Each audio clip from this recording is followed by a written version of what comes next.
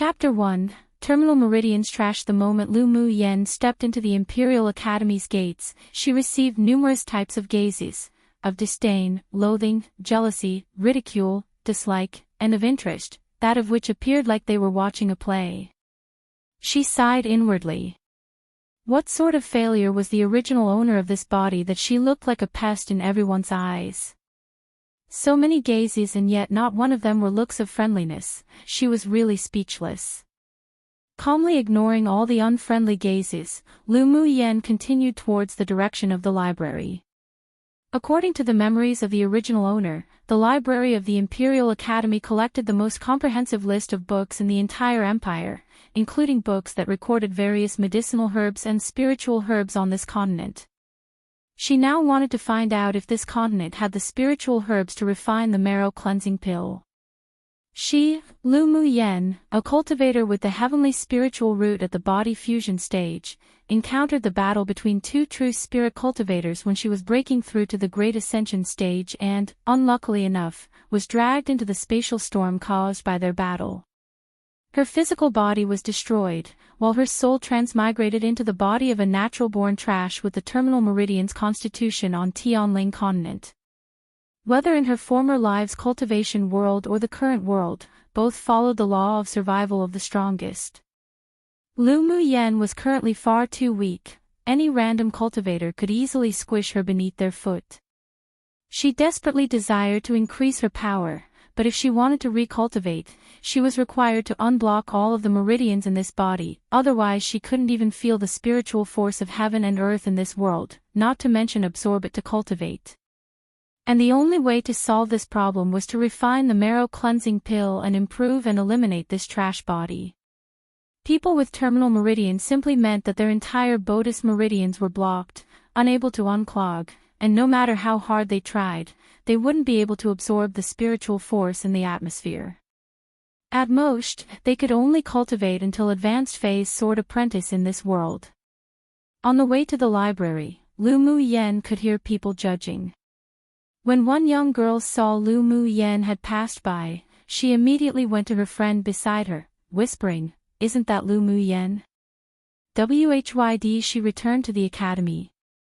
Other than to chase after Qi Yi Xian, why else would she return to the Imperial Academy? Another person replied in disdain. She still has the face to return, how shameless. There was derision in this girl's voice. That's right, Qi Yi Xian never gave her any good looks. Mentioning the name Qi Yi Xian, there existed a sliver of yearning in her voice. Another person continued, she shamelessly chases after Qi Yi Xian every day. The Lu clan lost all their face because of her. Exactly, why couldn't she have just been beaten into a handicap by Gu Yan Ran last time? Then she added, "Pfft. I almost forgot she was already trash." Shoo, lower your voice. If she heard you, she'd bring her guards to bash people again. Whatever you say, she still has her superior status protecting her, so what if she's trash? Not like we can afford to offend her. There was a hint of bitterness in her voice. Lu Mu Yen rolled her eyes but didn't bother debating with them. Her most important thing right now was to improve her constitution. Without power as the premise, her days were truly miserable. Using the barbaric ways of the original owner of this body, as if she had a brain spasm to bully others was something she really couldn't do. But in reality, the original owner of this body wasn't really that unbearable. Since she inherited all the memories and emotions of the original owner, in Lu Mu Yan's eyes, the original owner simply loved a person she shouldn't have and used simplistic and idiotic ways to deal with interpersonal relationships. Her reputation was only ruined by scheming people. She wasn't a bad person. She actually pitied the original owner. She was born in the Lu clan that was brimming with prodigies, yet she was a person born with the terminal meridian's constitution. She didn't belong. Despite her strong background, it could never fill the loneliness and inferiority in her heart. So she used unreasonable and willful methods to hide her hopelessness and struggles. She licked her wounds alone, wounds from unobtainable love, eventually resulting in her willingly dispersing her own soul and relinquish the body to the current Lu Mu Yen. The library was situated deep within the forest of red maple trees. Within the forest, arrays were installed, and only those who bore the customized student badge of the academy wouldn't get lost. A sea of fiery red maple leaves swayed with the wind. Beneath the sunlight, they were set ablaze, and even more gorgeous, forming a unique scenery within the academy. At the very end of the red maple forest stood a profound, ancient building. Lu Muyan's powers were inhibited after her soul transmigrated, and she had no cultivation base, but her soul was very strong, so she could use mental energy equivalent to the foundation establishment stage of her previous life. As such, she could perceive that there was a layer of energy protecting the library building. She also discovered that there were currently a few very powerful auras concealed within the building, probably belonging to the guardians of the library. The entrance to the library was open all year round. When she entered, she took out her student badge and gave it to the manager.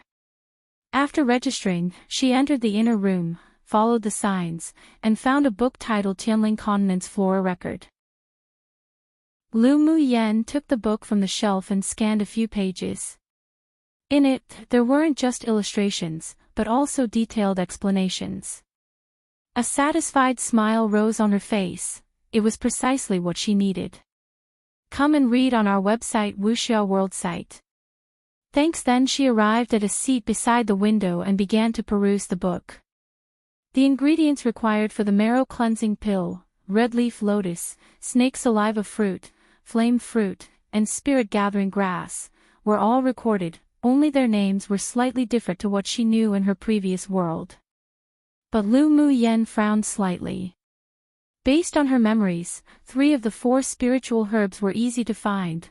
They would be present in higher-end apothecaries, but the flame fruit was rarely found on the market. If one desired it, they must enter the blazing mountain range that was situated on the border of Yenzhou country. Regardless, she swiftly browsed through the book, imprinting every detail in her mind for future use. Holding a badge rewarded to him, Qi Yi Xian entered the library to seek for a suitable support-type technique for himself. Just as he turned to go upstairs, in his peripheral vision, he caught sight of a young girl sitting by the windows, quietly browsing through a book. The young girl dressed in a simple, elegant purple dress, and her smooth black hair was tied with a black ribbon behind her head. There wasn't a hint of makeup on her beautiful face, only emphasizing her exquisite facial features, while her pretty brows were slightly furrowed. Sunlight spilled on her from behind, and her whole body exuded a faint warmth beneath the soft light, while her temperament seemed as if one who had been baptized, transformed, into another who was peaceful, elegant, tranquil, and pleasant. Startled, Qi Yi Xian wondered, was this person really Lu Muyan? He couldn't match this girl with the one in his memories who liked to dress in gaudy clothes and adorned mature makeup. He contemplated a little longer, then turned and headed to the second floor. After finishing Tianling Continent's Flora Record, Lu Muyan found a few more books to read on the shelves that introduced Tianling Continent, and inadvertently found the Tianling Continent's Demonic Beast Record. Interested, she read the entire book, and even memorized all the information. After stretching, she placed all the books back in their original places and left the library. Recalling the location of her residence in the academy, she quickly walked out of Red Maple Forest. Just as she turned left, a jarring, provocative voice entered her ear. "Oh, isn't this young Miss Lu? Why do you run so fast when you see our Yan Ran? Were you afraid of being beaten again?" Lu Muyan looked back and found 2 boys and 2 girls walking out from another part of the Red Maple Forest. The girl that spoke was considered pretty, wearing a glaring red silk dress that wrapped around her hot figure, with an obviously fake display of charm. At first glance, it was a woman with big breasts and no brain. Beside her stood a beautiful young girl with fair, tender skin, a shy smile on her face, and who wore a light yellow dress that gave her a gentle and refined temperament. Lu Muyan recognized them from memory. The red-clothed girl, Xing Ro, was the official daughter of a wealthy merchant of the empire, while the other was that white flower too, Gu Yan Ran. Together with the girls, there were two men whose appearances were rather exceptional. One wore a stern face with a tall, straight posture, and was clothed in black, which generated a masculine temperament. His whole person exuded a cold and arrogant manly charm. He was precisely Qi-Xian, the original owner of this bodice most beloved. The other wore a luxurious purple robe with a handsome appearance. His pair of peach-shaped, amorous eyes carried a flirtatious charm, but was hardly feminine, as he appeared like an unrestrained and unruly man who followed his passions, the fifth Prince Yunjin of Yanzhou country. Ro, no need to say any more, I had my faults that day as well. Gu Yanran said softly as she gently pulled Xing Rao's sleeve. Xing Rao casted a look of soft anger at her. You're just too kind, that's why others will bully you. Lu Muyan watched their performance coldly. She really wasn't interested in these sorts of dramas. Her gaze swept over the four people indifferently, turned around, and was about to leave. This move surprised the four of them, especially Gu Yanran. Based on experience, this trash should have immediately charged forward, pointing at Xing Rao, and erupted into curses. But why did she act so uncharacteristically today? Not to mention her style and makeup, as well as her temperament, seemed to belong to a completely different person. A bad premonition suddenly rose in her heart. Lu Muyen, you stop for me right now. Seeing Lu Muyen blatantly ignore her, anger rose in Xing Rao, and she yelled out. Qi-Xian didn't stop them, his eyebrows furrowed. When he went to the library earlier, he also discovered Lu Muyan's temperament was as if it belonged to a completely different person, but when he exited, she was already gone. After exiting the library, he coincidentally met Yunjin's group, so they left Red Maple Forest together, not expecting to meet Lu Muyan here. Yet today, despite meeting him, Lu Muyan actually didn't take the initiative to grate and stick to him. He sure wanted to see what sort of tricks she wanted to play. Meanwhile, Xing Rao's call attracted the attention of the surrounding students, stopping each of them in their steps with the desire to watch a nice play. 1. A screw loose basically. 2. Probably a reference to White Lotus aka a fake female. Note, my first translated chapter. Yay! There may or may not be adjustments, particularly to the nouns used in this novel whenever I see fit to help the story make more sense, but hopefully everyone enjoys this novel as much as I did. It might not be everyone's cup of tea, but I sure hope some people enjoy it. Chapter 2, Face slap killing intent flashed in Lu Muyan's eyes, and she turned around, looking at Xing Rao coldly. Xing Rao was stunned by her gaze, then felt she couldn't possibly be afraid of the gaze of a trash, so she shook her head lightly, puffed out her large breasts, and said arrogantly, Lu Muyan, this miss here told you to stay, and yet you dare to leave. The cold light in Lu Muyan's eyes grew colder. This woman exploited her relationship as Qi-Xian's distant younger cousin and often bullied and oppressed the original owner of the body. Meanwhile, the original owner always conceded to give face to the Qi clan. But in turn, it allowed this big-chested, no-brained woman to grow exceedingly arrogant, acting self-important. Pfft, who do you think you are? If I want to stay, I stay, if I want to leave, I leave, must I ask permission from the daughter of a lowly merchant? Disdain and ridicule oozed from her gaze. It wasn't that she belittled merchants, but that their overall status in Yanzhou country wasn't that high. In recent years, it was only because Gu Yanran's elder sister entered the palace as an imperial noble consort that the merchant's status improved. Of course, it was probably also one of the emperor's acquiesced tactics. This was the first time Xing Rao heard Lu Muyan mock her without consideration of anyone's feelings. She suddenly didn't know how to handle the situation, and her face that was already thick with blush grew even redder as she held her breath in anger. Hearing the suppressed laughter around them, Xing Rao's anger erupted. She drew her long sword, pointed it at Lu Muyan, and lunged towards her. Today, she must teach her a lesson. Seeing Xing Rao wield her sword to stab her, Lu Muyan's eyes revealed some disdain.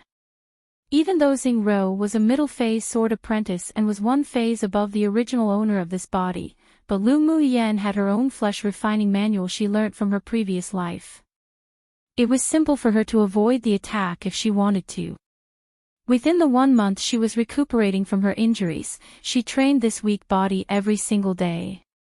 Just as Xingro's sword was about to pierce Lu Muyan's chest, Qi Yixian frowned slightly, but didn't stop it. He knew Xingro didn't have the courage to kill Lu Muyan. Meanwhile, Gu Yanran appeared to worry, but she was delighted in her heart. Lu Muyan asked for this herself. So what if she had a noble status? If it weren't for her elder sister warning her not to provoke Lu Muyan anymore, she would have wanted to make another move and completely handicap this spoiled, reckless trash. Yet when everyone thought Lu Muyan was about to be stabbed, she suddenly flipped herself backwards, instantly avoiding Xingro's attack. Her gaze chilled. She spun around and kicked Xingro in the stomach, and as the latter hugged her abdomen, Lu Muyan grabbed her wrist, tugged her closer, then lowered Xingro's body and kneed her in the chest. Xingro had no battle experience, so she could only shriek in pain in this situation. Lu Muyan's shocking behavior stunned the audience. This trash had this sort of talent. It must be luck. Stop. Gu Yanran said tenderly, but, inwardly, she wished Lu Muyan would give Xingro a few more beatings so that Qi Yixian could despise her even more. Lu Muyan ignored Gu Yanran's shout, lifted her foot, and directly kicked Xingro to the ground. Xingro held the place she was kicked, heard the ridicule of everyone, and, disregarding the pain of her body, screamed like a madman, swinging her sword towards Lu Muyan again. But this time, she learned to be clever, guarding against the tricks Lu Muyan used just before. Lu Muyan sneered. What a stupid woman. No wonder Gu Yanran took advantage of her all day long. She simply used her silk mist steps to dodge the attack and dash to Xingro's side. An arrest knocked the sword from Xingro's hands, then with one hand clasping her wrist, the other reached directly for Xingro's face. Come and read on our website Wuxia World site. Thanks, PA. Paw. Everyone merely saw Lu Muyan incessantly slap Xingro's face left and right, yet they also felt the pain on their cheeks. Seeing the situation getting out of control, Qi Yixian frowned and said coldly, Lu Muyan, that's enough. Lu Muyan was just feeling gratified. She was already aggrieved when her cultivation completely fell from an almighty cultivator into trash after she transmigrated, but, aside from the evident concern from her family in the 1 month, everything else also made her extremely vexed. So she welcomed Xingro, who took the initiative to come up to her and allow her to vent the little bit of her irritation and dissatisfaction. But that stinky Qi Yixian actually told her it was enough and to stop. Why should she? Though she inherited the emotions of the original owner of this body, she could still forcibly let go of the intense love that didn't belong to her. She blatantly rolled her eyes at Qi Yixian and continued to slap Xingro. Pfft, Yixian, Lu Muyan doesn't even give you face anymore. Interesting. Yunjin's amorous eyes revealed a hint of interest. Today, at first glance, he already felt that Lu Muyan had changed, but he didn't expect her to become this interesting. Qi Yixian's face darkened, then said impatiently, Lu Muyan, stop playing these types of tricks to get my attention, hurry up and let Xingro go. When Lu Muyan heard Qi Yixian say this, the anger in her chest burned even fiercer, and she stopped temporarily. When everyone thought she would release Xingro, act cute and apologize to Qi Yixian, she suddenly looked Qi Yixian up and down, then said with disdain, and who do you think you are? This miss isn't bothered playing with you anymore. Look at you, want chests and yet you have none, want a butt and yet you also have none. You don't even look as good as the purple-clothed handsome beauty standing beside you. I really don't know which eye of mine was blind to fancy you. Her words shocked the entire audience. What did she mean, want chests and yet you have none? Want a butt and yet you also have none? What did a man need those for? Were men described in such a way? This is a blatant insult. Jean couldn't help but roar with laughter. It was rare to see Qi Xian be the laughingstock, so he was exceptionally happy, laughed very openly, and felt that Lu Mu Yen was even more pleasing to the eye. Qi Xian's face turned dark, and cold air exuded from his body. He never expected Lu Mu Yen, who always obeyed him, would refute him in such a way. He debated whether to argue back, yet felt he didn't need to dispute with an ignorant woman. But he also felt extremely discontent with Lu Mu Yan's attitude towards him. Gu Yanran sneered inwardly. Lu Mu Yan, you're so stupid. Did you think you could attract Yi Xian's gaze? A barbaric trash like you will only push him further away. Taking gentle lotus steps forward, Gu Yanran said to Lu Mu Yan with a look of righteousness, "Young Miss Lu, don't you think this is a little too much? Xing Rou did not harm you, so why do you humiliate her so?" Lu Mu Yan took out a silk handkerchief and wiped her hands. Only after did she raise her head, facing Gu Yanran with a look of ridicule, saying, "Is it only when her sword pierces my chest that it's considered harm? Young Miss Gu, since you are young Miss Xing's best friend, why didn't you come out and stop me earlier? Only stepping out to demonstrate your righteous heart after you finish watching the show, is that not too late? What's more, is it in your place to tell this miss what to do? Who do you think you are as well?" When Xing Rou heard Lu Mu Yan's words, she raised her head and looked at Gu Yanran with anger burning in her eyes. Gu Yanran didn't expect that after 1 month, Lu Mu Yan not only seemed to be a different person, but she was also so astute, resolving the awkwardness of her vicious and humiliating acts towards Xing Rou, and even pushed the conflict onto herself. She wasn't afraid of Xing Rou hating her, but she still needed such a stupid woman to be her shield and an excuse to do things in her stead. "So young Miss Lu considers yourself reasonable for beating someone then? I saw Yi Xian stepping out to stop you, therefore I didn't. Who knew you wouldn't even give him any face today?" Gu Yanran said in a gentle voice, as if having been put in a difficult position, while acting considerate of Lu Mu Yan. "If I stepped out, I feared that I would accidentally hurt you. If that harmed the harmony between the Lu clan and the Gu clan again, my sin would be too grave." Lu Mu Yao curled her lips, smiling. This woman was certainly conniving. She only said a few sentences and it tossed the criticism back to her. Chapter 3, A Challenge. What do you mean by you heard Yi Xian tell me to stop, so you didn't step out? Also, what do you mean you didn't think I wouldn't even give him any face today? Am I related to him in any way? It's not like I'm a shameful concubine of the Qi clan that can't be shown to public. Lu Mu Yan chuckled and asked and replied disdainfully. Since Gu Yanran wanted to chat, she'll see it to the end. She wasn't like the original owner of this body who could only use brute force to solve problems. Gu Yanran's face paled. She hated that lowly status the most, that's why she hoped to improve her strength in the Imperial Academy and eliminate her identity as a concubine. She wanted to become Yi Xian's official wife, and not some lowly concubine. Lu Mu Yan did well, she successfully roused her fury. You what? Nothing to say. I really don't know why the little concubine set by the Qi clan is still coming to the Imperial Academy to learn. The Qi clan sure is at ease. Are they not afraid of wearing a few green hats? It was utter nonsense, but Lu Mu Yan just wanted to irritate and provoke Gu Yanran. Hearing Lu Mu Yan's words grow more and more outrageous and unwarranted, Gu Yanran's face paled even more. She tugged at Qi Yi Xian's clothes and called him softly, looking wronged and delicate, Yi Xian. Lu Mu Yan, have you had enough? Whatever you do, I will never like you, just give up. Yanran will be a part of the Qi clan in the future, she's not someone that you can slander baselessly. Although Qi Yi-hsien didn't have any romantic feelings for Gu Yanran, she was still the concubine that the clan set for him. Insulting her was equivalent to insulting the Qi clan. Especially the part about wearing a green hat, he just wanted to choke Lu Muyen to death when he heard it.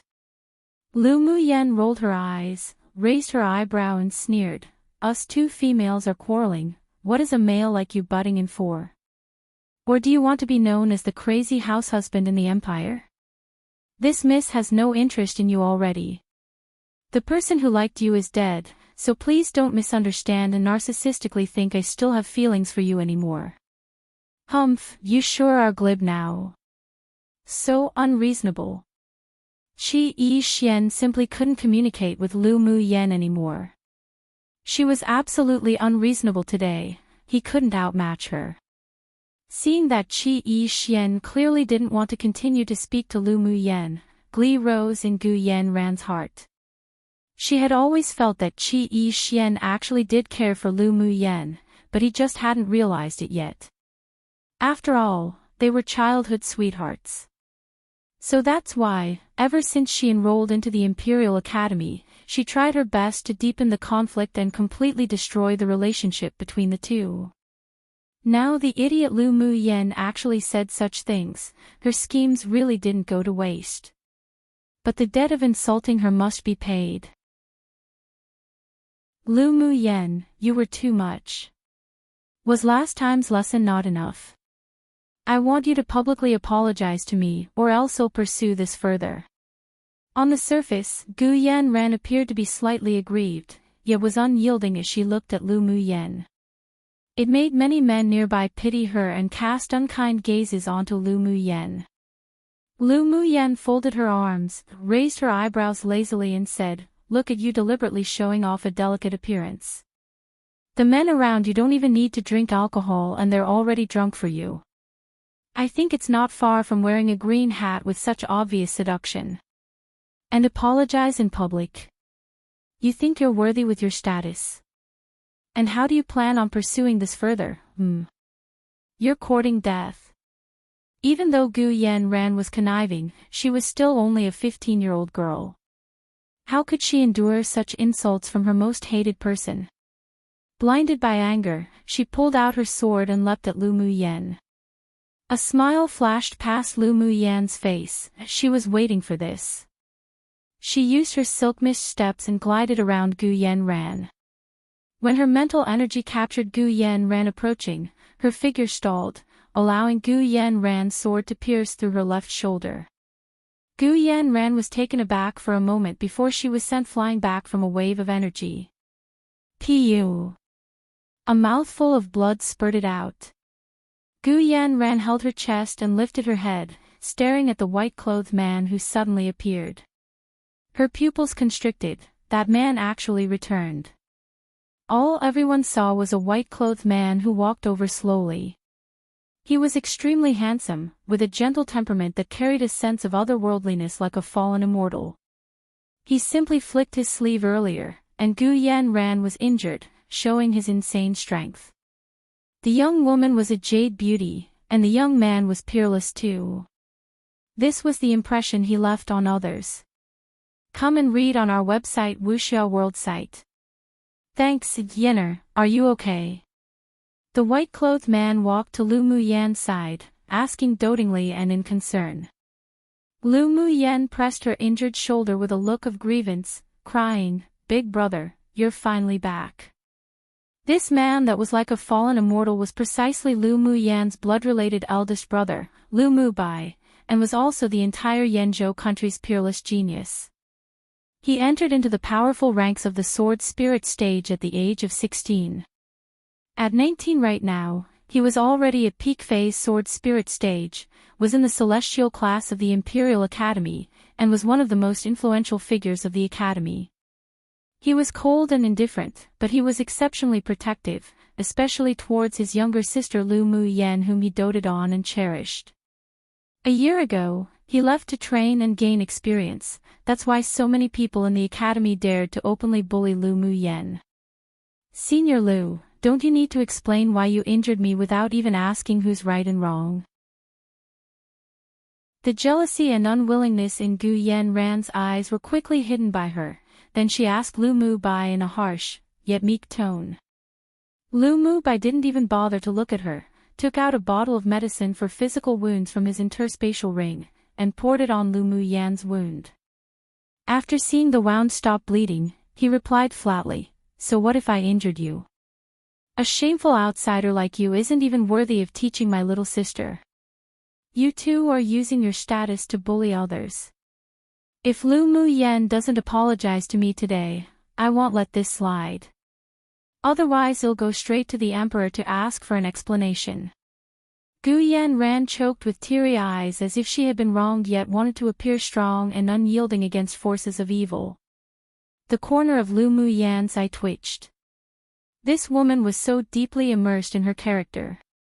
She snorted coldly, "What does my big brother need to explain to you? The fact that you stabbed me today, I similarly won't let it slide." Lu Mu Yan thought a little more, then provoked Gu Yanran, saying coldly, "Since you're that powerful, how about we have a fight after 3 months during the Academy's annual competition to see who's stronger? If I lose, I'll apologize to you in front of the whole Academy. If you lose, you'll admit that you plotted against me first, then purposefully injured me, and apologize to me. How about that? Do you dare?" "Sure." Gu Yanran honestly didn't know what was going on in that trash's brain. She actually wanted to compete against her in combat. What a joke.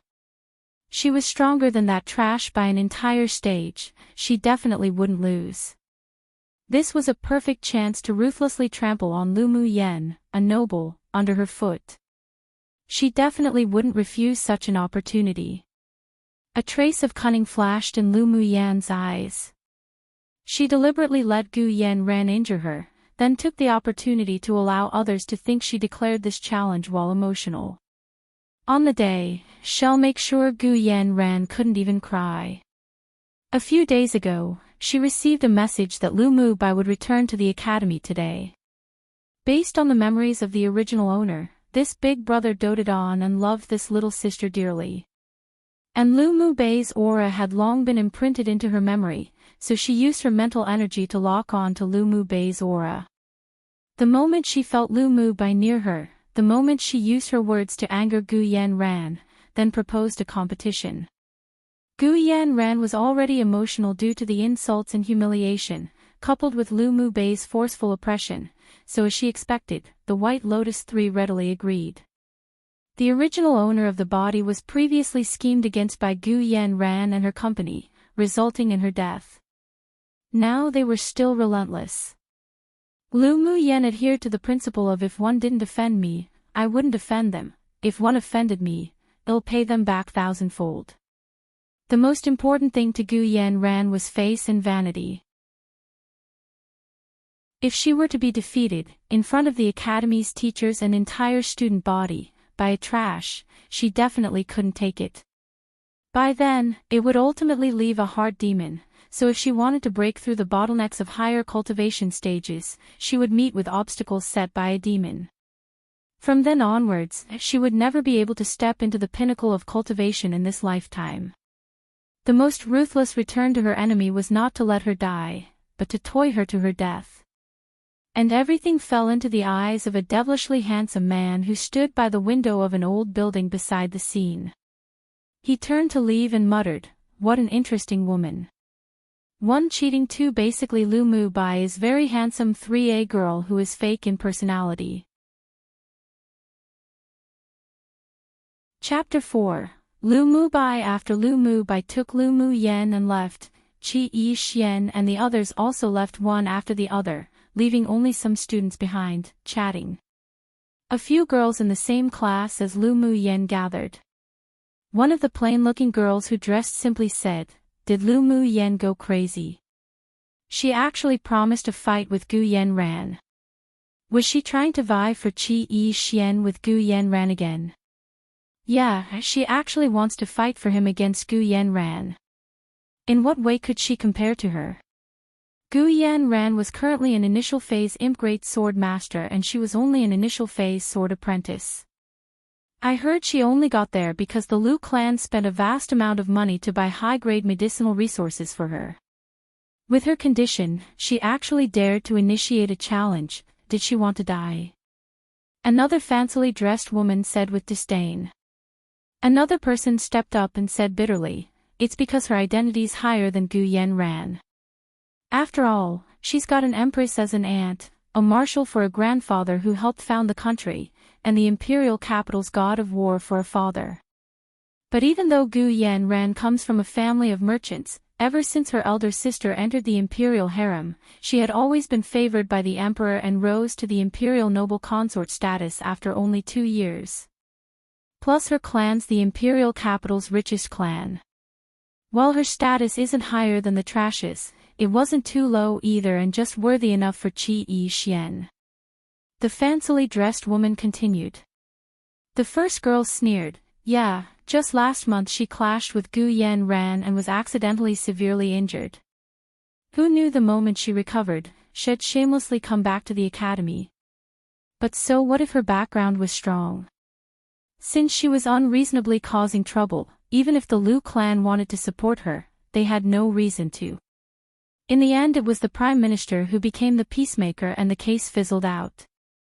Was her brain actually kicked by a donkey? She even dared to propose a challenge.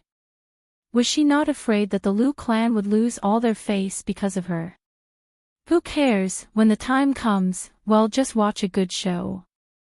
Lu Muyen and Gu Yan's promised battle spread throughout the academy within only 1 day, and similar gossip could be heard everywhere within the academy. The unanimous thoughts were that Lu Muyen's brain had a stroke, she was looking for a beating, and was probably trying to play some sort of tricks to attract Qi Yi Xian's attention again. Basically, everyone in the school was waiting for a good show. After Lu Mu Bai bandaged Lu Muyen, he looked at her with concern and asked, why do you want to fight Gu Yan? You aren't her opponent. Right now I'm not her opponent, but I will be after 3 months. Don't worry, big brother. Ever since Lu Muyen inherited the memories of the original owner and agreed to live well in her stead, she was trying to integrate herself into the Lu clan and treat the people of the Lu clan as true family. Lu Mu Bai looked at Lu Muyen with a complicated expression. His little sister actually changed. When Lu Muyen was born, the imperial capital's divine seer told them that she would encounter a life and death situation at 15 years old, but once she successfully overcame the situation, she'd be enlightened and completely change. Their family was told not to be surprised as this was a fortuitous opportunity and she may even be able to walk the path of the strong because of that. Now he couldn't help but believe the result of the divine seer's divination. Though a sister like this assured him even more. Then how do you plan on surpassing her? Have you thought it through? Lu Mu Bai asked with a soft smile. When Lu Muyen first entered this body, half dead and in a conscious coma, she overheard her mother talk about how there was a person who divined that when she turned 15, her personality would change drastically. Therefore, she gradually revealed her true nature without concealing anything and let the members of the Lu clan slowly adapt to her as their daughter. Even though this was the first time she saw Lu Mu Bai, but because she inherited the original owner's feelings, she felt close to this big brother of hers. Lu Muyen pretended to be confused, as if recollecting something. After thinking for a while, she said, Big brother, when I was injured and unconscious, I dreamt that I went to another world. There, the cultivation system was different to ours. I felt like I experienced thousands of years and learned a lot of things, one of which was the marrow cleansing pill that could change Terminal Meridian's constitution. Come and read on our website Wuxia World site. Thanks seeing shock in Lu Mu Bei's eyes, she continued, I could eradicate my Terminal Meridian's constitution completely and the blocked meridians could be unclogged as long as I take the marrow cleansing pill. Really? That's fantastic. Do you know what ingredients are required for this type of pill? Lu Mu Bei's eyes were filled with joy and excitement. Lu Muyen nodded, I know, and I can also refine it. I went to the Academy's library today to research. Even though the names of the spiritual herbs between the two worlds were different, according to the medicinal properties and the illustration on the books, they were definitely the same thing. Yenner, it's a blessing in disguise this time. What spiritual herbs do you need? Write it down, Big Brother will go find it for you. Lu Mu Bai caressed Lu Mu Yan's head with a gentle smile. Lu Mu Yan didn't dislike this gesture. Then she wrote down the names of the spiritual herbs and handed it to Lu Mu Bai. These are the herbs. The rest are fine, but the flame fruit is a bit troublesome. After reading the list of herbs, Lu Mu Bai frowned slightly. The flame fruit is definitely a little troublesome, but little sister, don't worry, I'll definitely find it for you. Thank you, Big Brother, I'll also look for it as well. Before the battle, I'll definitely refine the marrow cleansing pill and improve my constitution. At that time, I'll also take back the stage I lost last time. A layer of coldness surfaced in her eyes. Lu Mu Bei's face darkened, and he nodded. Recently the Gu clan has been very arrogant. Even Auntie in the palace is being suppressed by Imperial noble consort Gu. If it wasn't that the Imperial capital was preparing for war, and the Imperial family needs funds from the Gu clan, your incident last time wouldn't be suppressed like that. When Lu Mu Yan was injured by Gu Yan Ran last time, Lu Mu Bai happened to be out training. There were two main reasons why the Lu clan didn't pursue it until the end. One was that the Imperial family intervened, hoping the Lu clan wouldn't pursue any further. After all, Lu Mu Yan was fine in the end. And second, it was just as the divination said, Lu Mu Yan indeed recovered from near death. Only because of this did the Lu clan not pursue the issue further against the Gu clan. By the way, about the challenge, I need Big Brother to put in a few good words for me when we return home. Otherwise grandfather and father and them will think him being willful again. Lu Mu Yan begged as she hugged Lu Mu Bei's arm and swung it back and forth. The reason why she provoked Gu Yan Ran to promise a fight only after she locked onto Lu Mu Bei's aura was so that he could deal with the Lu clan. She definitely wouldn't be able to handle the tears of her beautiful mother. Lu Mu Bai nodded helplessly, saying dotingly, I really don't know what to do with you. Settle a little for the time being. I fear the entire population of the Imperial capital knows of your challenge with Gu Yan Ran. Don't worry, Big Brother, I will. After her heavenly eldest brother left, Lu Mu Yan began to think about what to do next. She planned to go to the Mercenary Union to see if there were any missions to the Blazing Mountain Range. The effects of the flame fruit could only be preserved for 2 months, so it'd be extremely difficult to find in the Imperial capital. Instead of wasting time waiting without certainty, it was more reliable for her to seek for it herself. She initially wanted to go home, but realized that if she went home now, she'd definitely be interrogated about the issue regarding the battle and might even draw out her mother's tears. So she decided she might as well not to return home for the time being. She'd return after Lu Mu Bai spoke with them. Her residence was situated in a serene area.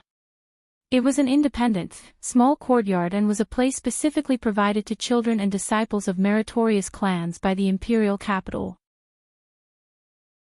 It was a symbol of identity and status and wasn't something that could be bought with money. So it stirred the jealousy of many people when a weak person like Lu Mu Yan could inhabit this courtyard. Gu Yan Ran and Xing Rou were amongst them. After viewing the courtyard, she immediately collapsed onto her bed and fell deep asleep. She was very tired today. This body still required more exercise and training. So she decided to have a good rest and take a trip to the Mercenary Union early tomorrow morning. Chapter 5. The Mercenary Union. Early next morning, Lu Mu Yan went to the Imperial capital's liveliest street. A branch of the Mercenary Union was located at the end of that street. The Mercenary Union was branched all over the continent, and it was easy to join. One only needed 10 silver coins to register and receive a low-rank mercenary badge. If one wanted to build their own party, then it required 1 gold coin and the leader must be at least a great sword master. Each party member would then be issued a party medal. But regardless of whether it was a single mercenary or a party, as long as their task was completed, then their personal badges would be upgraded. Along the way, there were numerous vendors and street stalls everywhere, with the employees of various shops vying for customers. The lively streets were full of yelling and peddling. They sold anything, but the most sold items were still those used by mercenaries. Lu Muyen browsed the area with interest at first, but the things for sale were rather low-level and useless to her. Meanwhile, seeing that her clothing wasn't ordinary, owners of small vendors rushed over to sell their goods. She immediately dismissed the thought to continue perusing and walked into the mercenary union. The door of the mercenary union was wide open, with people flooding in and out, and was also very lively. There was a large hall upon entering, and in the middle was a circular stone table, with a height that came up to just above Lu Muyan's abdomen. Sitting behind the desk were a few people in uniforms who were doing registration while mercenaries stood around them. She didn't rush to register, and instead walked towards the bulletin board that displayed the latest missions and started browsing. The mercenary union's missions were divided into 10 ranks, rank 1 being the lowest, and rank 10 being the highest. Each rank had its differences in difficulty and rewards. After looking through it, she found a mission to the Blazing Mountain Range in a corner. Rank 3 mission: travel to the Blazing Mountain Range to find a Tier 2 fire attribute demonic beast with no restrictions to the species. The reward is 1,000 gold coins. As she read this task, Lu Muyen frowned. This task for individual mercenaries wasn't suitable for her. She wasn't familiar with the Blazing Mountain Range. It was best if she could take a party task. So she turned to the round stone table in the middle of the lobby for a consultation. "Does young miss need any help?" A young man who just happened to be free asked Lu Muyen with a smile.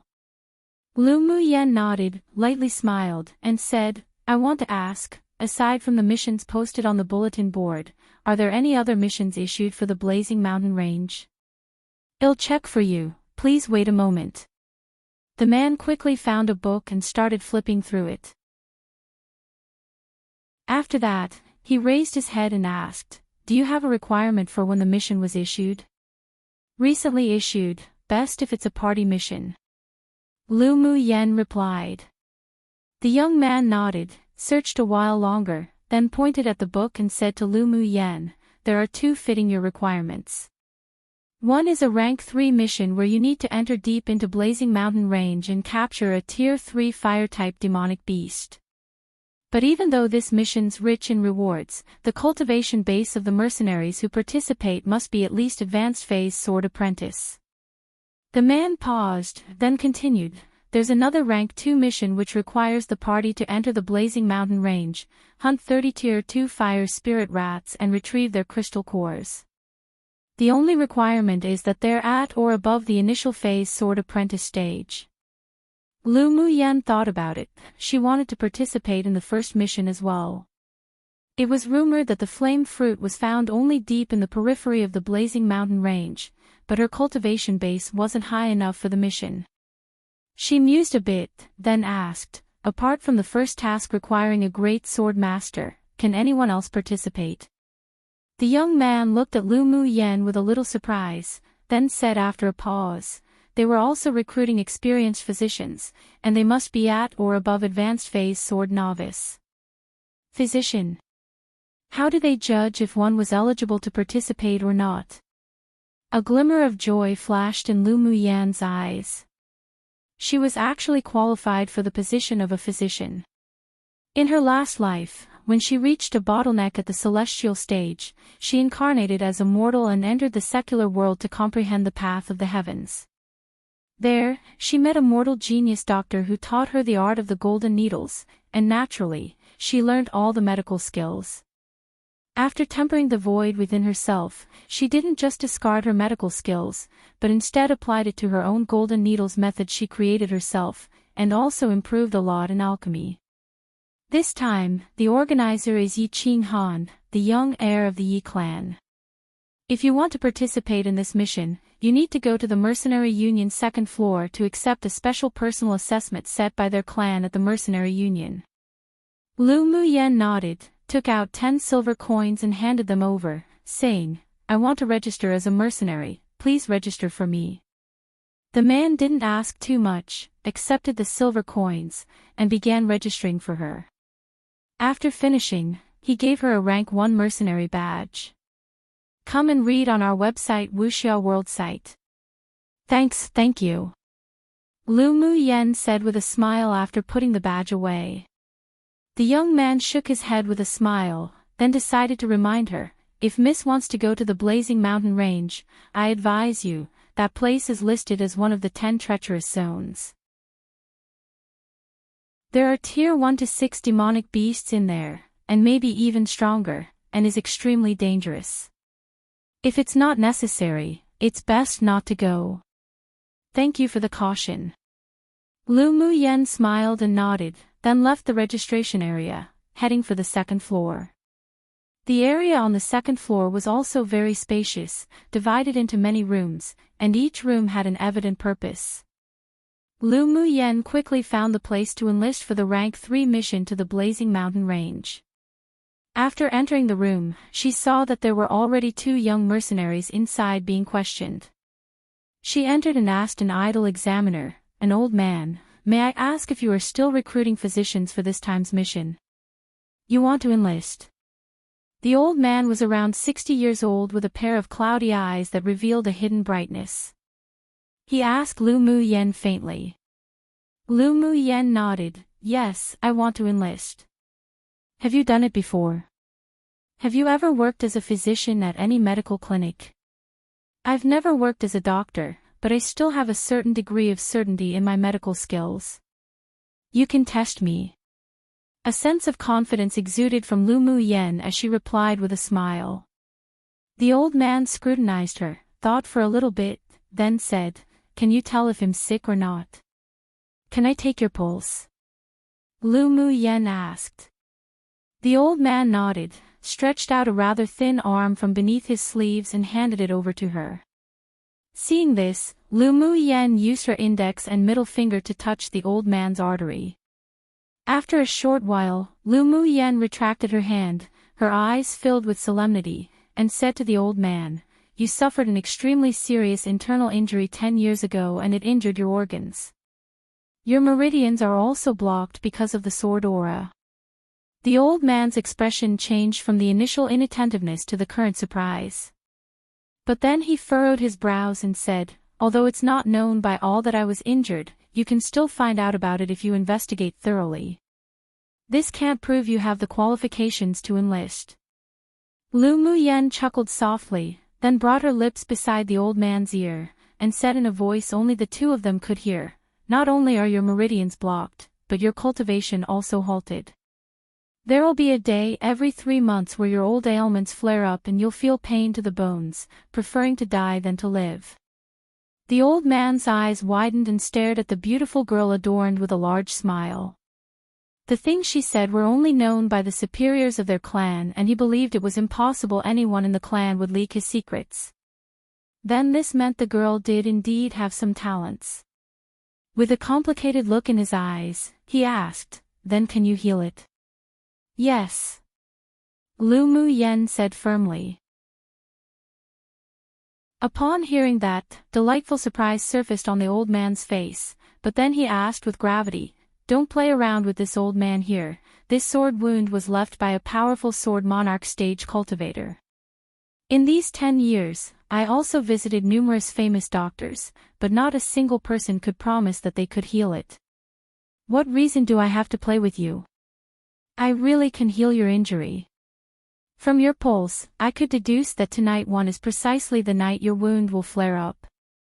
I can use my art of the golden needles to treat you first so that you can avoid the pain you'll experience tonight. But it'll be quite troublesome to fully heal you." Lu Muyen said with a soft smile. There was a firm look in the old man's eyes. He was obsessed with the path of the sword for his entire life, and he suffered extremely when he could no longer advance. Still, he never gave up. Even though he never broke through, he still maintained his current cultivation at the advanced phase sword spirit stage. He might as well take the leap and consider it as treating a dead horse as if it's alive too. He didn't think this little girl who's only at the sword apprentice stage had the courage to play any tricks. Sure. Putting aside avoiding the pain, as long as you can alleviate my pain even a little tonight, I'll trust you, and directly enlist you as the accompanying physician for this mission. The old man replied. Lu Mu Yen nodded with a faint smile, not revealing her thoughts. After the two mercenaries left, the old man asked the members of the clan to close the door, allowing Lu Mu Yen to apply her skills of the needle for him. One author wrote tomorrow night, in the original, but the next chapter actually suggests it was tonight. 2. He might as well give it a shot. Chapter 6, Golden Needles Treatment. Only the old man and 3 people from the Yi clan remained in the room. A middle-aged man of the same generation as the old man watched Lu Mu Yen with eyes filled with doubt. He really couldn't understand why his eldest brother would believe in a young woman with such a low cultivation base. Then coldness surfaced in his eyes. She better not play with them, or else he wouldn't let her go, even if she is a beauty. He didn't want to see his eldest brother have hope then fall into despair again. Lu Mu Yen didn't care about the looks of the others. She took out a set of golden needles had made specifically for her, channeled a sliver of her spiritual energy into them, then pierced them through the old man's clothes, landing on several of his acupuncture points on his upper body. Even though her trash body couldn't absorb spiritual force after transmigrating here, she ended up figuring a way to accumulate a sliver of spiritual force and convert it into spiritual energy within her body. But it sure hurt to use it up after all that effort. She used her slight bit of spiritual energy with the golden needles to treat the old man. This time, she believed, when the old man's injury flared up, he wouldn't experience that excruciating pain anymore. She had confidence in her medical skills. After approximately an hour, Lu Mu Yan's face began to pale and sweat dripped from her face. It couldn't be helped. Maintaining the coordination between her spiritual energy and the golden needles was very energy-consuming for this body. After another hour, Lu Mu Yen retrieved her needles with a face drained of blood. Her body was extremely weak, and she sat on the stool gasping for breath. It sure exhausted her. This trash constitution truly was troublesome. Meanwhile, the old man was the complete opposite of Lu Mu Yen. Not only was his face rosy, but he was also ecstatic. His meridians that had been blocked for ages finally loosened slightly. He felt a warm current pour into his dantian which had been damaged by the sword aura, nourishing it. Seeing Lu Mu Yan's pale face, he asked with concern, "Little miss, are you okay?"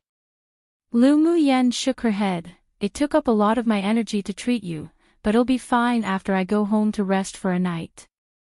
"How do you feel?" "I feel that the blocked meridians are a little looser now.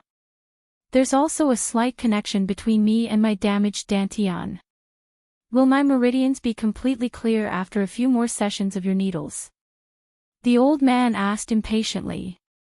Upon hearing the old man's words, the faces of the 3 people beside them brightened with joy, especially the middle-aged man, who was also a little ecstatic.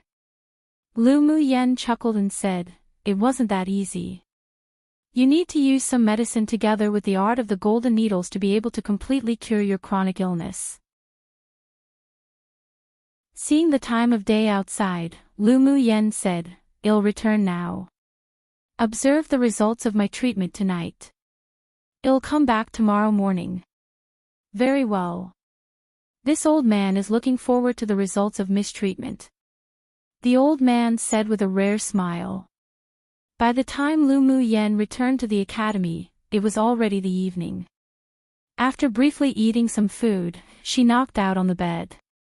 The spiritual energy within her already dried up and she was mentally and physically exhausted, so she could only temporarily supplement her stamina through sleeping. She simply couldn't wait to be able to refine that marrow cleansing pill to improve this Bodhi's incompetent constitution, then successfully start to cultivate. The next morning, as Lu Mu Yen was about to leave, she bumped into Lu Mu Bai. "Big brother, good morning." Lu Mu Yen greeted with a smile. A soft smile appeared on Lu Mu Bei's extraordinarily handsome face. Where are you going so early? To the mercenary union. Lu Mu Yen didn't want to conceal her whereabouts, and she didn't think she could conceal it even if she wanted to. With the Lu clan's power and influence, it wasn't difficult to track her down in the Imperial capital. Lu Mu Bei looked at her in surprise, and asked in befuddlement, "What are you going to the mercenary union for?" "Come and read on our website Wuxia World site." "Thanks, I accepted a mission to the Blazing Mountain Range. I want to go see if I pass today." Lu Mu Yen replied with a smile. "Nonsense. Is going to the Blazing Mountain Range a game to you? Do you know how dangerous it is there?" Lu Mu Bei's expression chilled and scolded her. Lu Mu Yen understood that Lu Mu Bei was being considerate of her, so she didn't mind his dissatisfaction. She stepped up to tug at Lu Mu Bei's sleeve and said mischievously, "Big brother, I want to get rid of my reputation as trash as soon as possible, but the search for the flame fruit's hopeless, so I might as well initiate the attack instead of waiting passively." "Who said the search for the flame fruit's hopeless?" "I came today specifically to tell you that I'll be heading to the Blazing Mountain Range in 2 days to help you find the flame fruit. You just stay in the Imperial capital." A look of helplessness rose on Lu Mu Bei's handsome face. Lu Mu Yen shook her head. "Big brother, if a fledgling wishes to soar through the vast sky, then they must first learn to fly by themselves. I want to become stronger, but I don't want to rely on you guys to grow. And this time, I'm going with the Yi clan to the Blazing Mountain Range, so it's not too dangerous." She hugged Lu Mu Bei's arm and shook it again, continuing, "Please just let me go, I promise to come back safe and alive." Yenner, just why are you so stubborn?" Lu Mu Bei sighed, looking at his little sister dotingly and said, "Then I'll accompany you." "Big brother, do you really not trust me?" "Relax, I promise you that I'll definitely come back safe and alive. They say if you don't die from a disaster, there's bound to be great fortune following one. I didn't die last time, so there'll definitely be no problems this time. Please, just let me gain some training and experience myself." Lu Mu Yen rubbed her head on Lu Mu Bei's shoulder endearingly. "You're just so stubborn. Forget it, if you want to go, then go. But you must pay attention to your safety, got it?" Lu Mu Bei compromised. His little sister was great in every way, all but her stubborn temper. She simply wouldn't stop until she hit herself against the south wall too. It wasn't something that he could change either, and even if he did stop her, she'd still sneak away. After musing, Lu Mu Bei retrieved a yellow talisman from his interspatial ring and handed it to Lu Mu Yen. "This is a 1,000 Li teleportation talisman. If you're in danger, use this talisman. It can teleport you 1,000 Li 3. No matter what, safety first. Even if you don't find the flame fruit, it doesn't matter, prioritize your own life. Big brother will help you inquire about the flame fruit in the Imperial city during this time." "Thank you, big brother, you're the best." Lu Mu Yen took the talisman and put it away. In this world, sword masters could be divided into alchemists, smiths, formation masters, and talisman masters, to name a few. It was rather similar to the cultivators in her world. But these professions were scarce here, and all of them were treated like treasures, vied for by various entities. "Honestly, you. Just so willful," Lu Mu Bei said dotingly as he tapped Lu Mu Yan's nose with his slender fingers. Lu Mu Yan finally tricked her big brother away, and seeing that it was already rather late in the morning, she hurried towards the gate of the academy. Yet who knew that she'd bump into Qi Yi Xian and Yunjin there? Isn't this Mu Yan? Where are you going in such a hurry?" Yunjin asked with a smile as he blocked Lu Mu Yan's path as if he and she were familiar with each other. Lu Mu Yan rolled her eyes at him. This guy did it on purpose, right? Why else would he block her path when she was leaving in a hurry? "Yeah. I'm in a hurry to leave, please move aside. Lu Mu Yan didn't even look at Qi Yi Xian as she attempted to go around them. But her behavior made Qi Yi Xian feel exceptionally unpleasant. Was Lu Mu Yan playing hard to get? She even pretended to ignore him. He sure wanted to see what tricks she wanted to play. Lu Mu Yan. Qi Yi Xian called after Lu Mu Yan with a frown. 1 shall be fine, 2 very stubborn, 3 unit of measurement. 1 li equals 500 m equals 546 yards. Therefore 1000 li equals 500 km equals 300 miles. Chapter 7. The mercenaries' mission. Seeing that the promised time was arriving soon, yet these two people were still here chirping around, she looked at Qi Yi Xian impatiently and said, "What?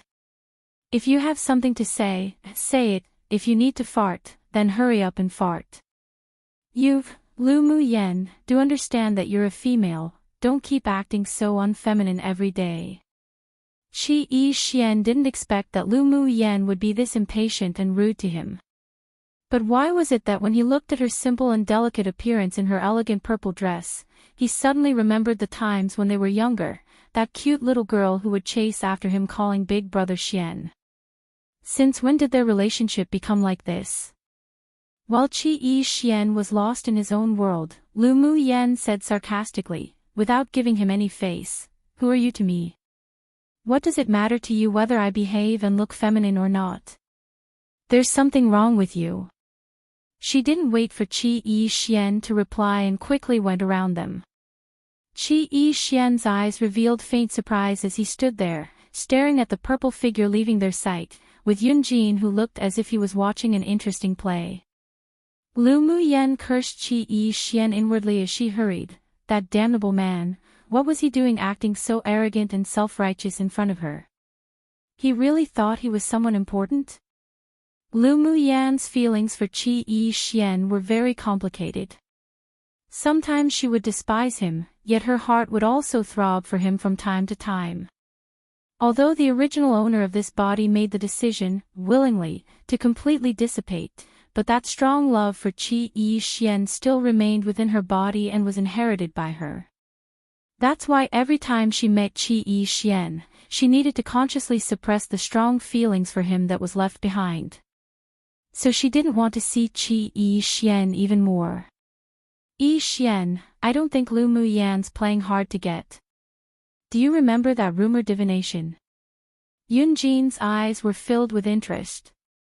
He was currently very fascinated by Lu Mu Yan, so he hoped that she wouldn't disappoint him. Qi Yi Xian nodded with a frown.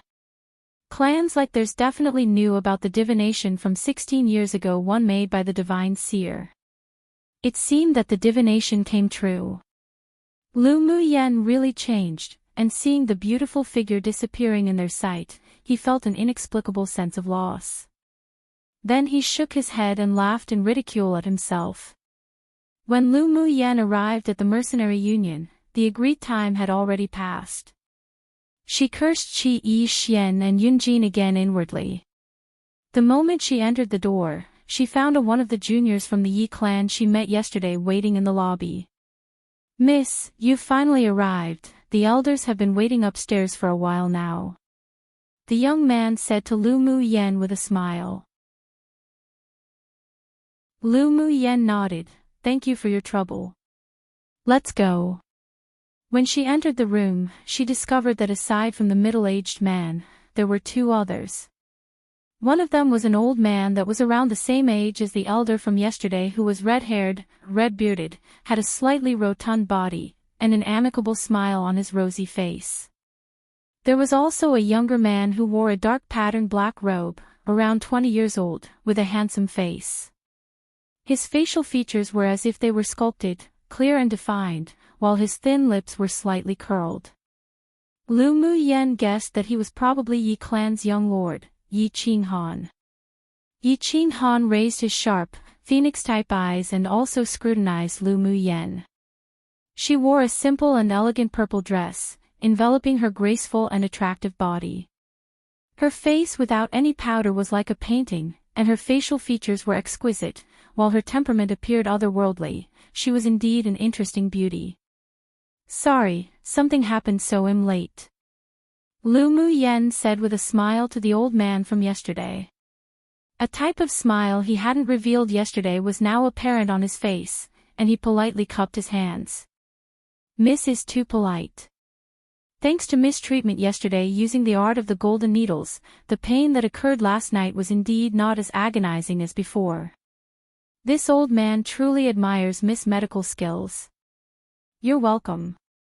I also did this just so I could join your team to the Blazing Mountain Range, so we were only obtaining what we each needed," Lu Mu Yen said bluntly.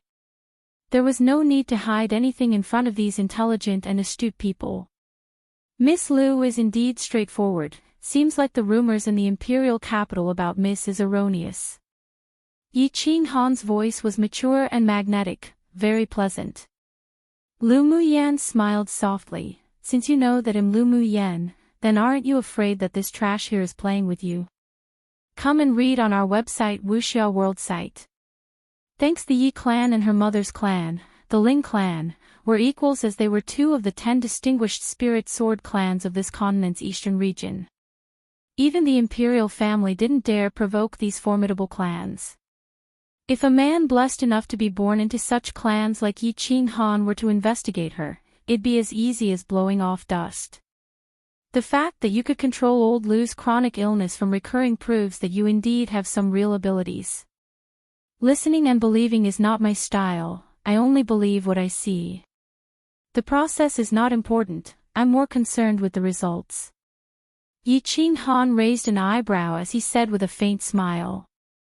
He naturally knew of that divination about Lu Mu Yen. Divinations from the divine seer were never wrong, so towards Lu Mu Yan's change, because of the divination from 15 years ago, even he felt it was only a matter of course. Naturally, why Lu Mu Yen knew the art of the golden needles had to do with her own fortuitous encounters, so he wouldn't ask. "Then do you mean that I'm qualified to participate in your mercenary mission?" Lu Mu Yen raised an eyebrow. Yi Qing Han chuckled, "Naturally. Our mission his time lacks a good physician. We welcome your participation. I'm the leader of this mission, Yi Qing Han. When will we leave?" Lu Mu Yen asked with a smile. "Best to leave as soon as possible." Yi Qing Han glanced at old Lu and the others and said, "Initially we were planning to wait until the 3rd day after old Lau's chronic illness flares up, but now we decided to leave tomorrow. Is that fine with you?" "That's fine, then it's settled. By the way, I heard that young Miss Lu can completely cure old Lu's illness." Yi Qing Han's eyes revealed a look of expectation. Lu Mu Yen smiled and said, "Indeed I can, but right now I can only control the illness. If you want me to completely cure it, you need to pair the needles with medicine. 3 sessions should be enough to treat and fully recover." "Then does young Miss Lu have any conditions?" Based on Lu Mu Yan's background, not to mention how pampered and cherished she was in the Lu clan, she wouldn't risk going to the Blazing Mountain Range for the puny 30,000 gold coin reward, unless there were some secrets. Admiration flashed by in Lu Mu Yan's eyes. This man was indeed smart. She also preferred straightforward transactions. "I require the flame fruit. After you guys help me obtain the flame fruit at the Blazing Mountain Range, I could treat old Lu. Of course, if I end up not finding the flame fruit, I can only say I'm unlucky, I'll still treat old Lu. As for an exchange, well, talk about it then." "Well, either way, I won't make it difficult for you guys." "Very well, I agree." A smile rose on Yi Qing Han's handsome face. Even though the flame fruit wasn't easy to obtain, if it could be used in exchange for old Lu's health, then they still benefited from this. Not to mention, whether it was Lu Mu Yan's background or her very person, he felt that she was worth befriending. With such a beauty as company, their journey to the Blazing Mountain Range wouldn't be boring anymore either. "Then tomorrow at dawn we'll gather here and leave." Yi Qing Han thought for a moment, then smiled and added, "Don't be late tomorrow, young Miss Lu." Lu Mu Yen rolled her eyes at him. What a petty man. I know, see you tomorrow. I still need to make some preparations, so we'll leave first. Lu Mu Yen said with slight annoyance. Yi Qing Han's deep black eyes were colored with a smile, nodding, see you then. One original says 16, could be typo from author. Note, since it's the weekend, I'll publish 4 altogether over Saturday and Sunday edit. Cry I reread it just now and didn't think I spelt Yi Qing Han's name wrong so many times. It's not Yi Qing Yen. Chapter 8. The blazing mountain range. Before sunrise the next morning, Lu Mu Yen went to the mercenary union. When she arrived, Yi Qing Han and the others were already there. Young Miss Lu sure is punctual today. Yi Qing Han said with a smile, looking at the purple-clothed woman walking towards them. Lu Mu Yen arrived and shrugged her shoulders. I'm afraid that if I'm late, you guys wouldn't wait for me. You're our physician, even if we don't wait for others, we must wait for you. Yi Qing Han smiled. The two chatted a few more, then the team was ready to leave. They rode the Tier 1 demonic beast, Tailwind Horse. As such, they could decrease the time going back and forth. Yi Qing Han and his party consisted of 6 people. Aside from Yi Qing Han, Lu Mu Yen only recognized old Lu. In addition to them, there was a young cold beauty and 3 other young men. 2 of the young men appeared to be hired mercenaries. The continent where Lu Mu Yen was located was named Tianling Continent, consisting of the 4 major regions, the eastern, western, southern and northern regions, as well as countless large and small regions. Every region also had numerous large and small countries. Yanzhou country was considered a country with strength in the Middle-O range within the major eastern region, and one of Tianling Continent's 10 treacherous zones was located right within its border, the famous Blazing Mountain Range. It took 5 days to arrive at the Blazing Mountain Range from the Imperial capital on the backs of the Tailwind Horses. During the 5 days, Lu Mu Yen and the others only stayed at an inn 2 of the nights, while they slept in the open for 3 of them. The Blazing Mountain Range was rich in cultivation resources, so even though it was considered one of the 10 most dangerous places, there were still many mercenaries and sword masters who came. Under normal circumstances, as long as one didn't traverse deep into the periphery, it wouldn't be too dangerous. Looking at the Crimson Mountain Range still far away, she already felt waves upon waves of heat rushing at her. Lu Mu Yen tugged the reins of her Tailwind Horse and came to a halt. We've arrived at the Blazing Mountain Range. Yi Qing Han looked to the distance with a smile. Because they rushed all the way here, Lu Mu Yan's spiritual energy had long dried out again, not to mention this body hadn't yet recovered well enough, so whenever they took time to rest, she immediately went to sleep to replenish her energy and didn't converse much with Yi Qing Han and his party. You came to the Blazing Mountain Range to capture a spirit pet? Lu Mu Yen asked with a smile. There was also a profession called Spirit Beast Master in this world. These people had mental energy exceptionally stronger than the average sword master, could directly imprint a seal in a demonic beast's sea of consciousness, then contract them as a spirit pet. As such, the spirit pet couldn't betray their master, could help their master during battle, and their own tier could also increase. Yi Qing Han didn't conceal it either and nodded. My little sister will be celebrating her 15th birthday soon. I want to capture a fire attribute demonic beast that's tier 3 or above for her to contract as a spirit pet. Why didn't you bring her? Lu Mu Yen wondered and asked. Her boat is not in good health, that's why it's up to me. When mentioning his little sister, his gaze grew softer. Then, suddenly realizing something, he turned to Lu Mu Yen, asking, Young Miss Lu, you're very skilled in medicine, could you cure fetal poison? Fetal poison. So it's because she was poisoned in the womb that she's in bad health? Lu Mu Yen asked. Yi Qing Han sighed and nodded, saying, yes. She was poisoned when she was in the womb, and many physicians said she couldn't live past 20 years old. That's hard to say. It wasn't that fetal poison was incurable, but I still need to see your younger sister for the specifics to be able to make a decision. Lu Mu Yen was still confident in her medical skills. If she could successfully reach the foundation establishment stage of her previous world, and use her spiritual energy paired with medicine, it wasn't difficult to treat that kind of fetal poison. Yi Qing Han's eyes lit up. Having hope was better than determining that it couldn't be cured. He said sincerely, "Then can young Miss Lu have a look at my little sister? Payment's not a problem. Apologies, I don't have any time lately. After the Imperial Academy's annual competition is over, it'll take the time to come look." Lu Muyan's current objective was to first refine the marrow cleansing pill and make a shocking reversal at the annual competition. Yi Qing Han's sister had been ill for many years already, so there wasn't a need to hurry. Not to mention she had no spiritual energy in her either, so the treatment wouldn't be very effective. Come and read on our website Wuxia World site. Thanks, that sounds good. Regardless, it'll be troubling young Miss Lu. Yi Qing Han also understood his little sister's condition. Even though she was weak and had cold symptoms, it wasn't as if she could be cured within a day or two.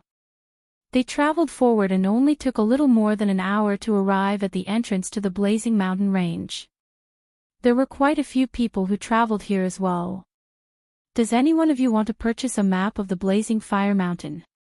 Seeing that the clothing on these few people weren't something commoners could wear, a young man in a light blue robe came up with a smile to sell his products. I also have the Blazing Mountain Range's spiritual herbs and demonic beasts records. I promise it'll be useful to you all.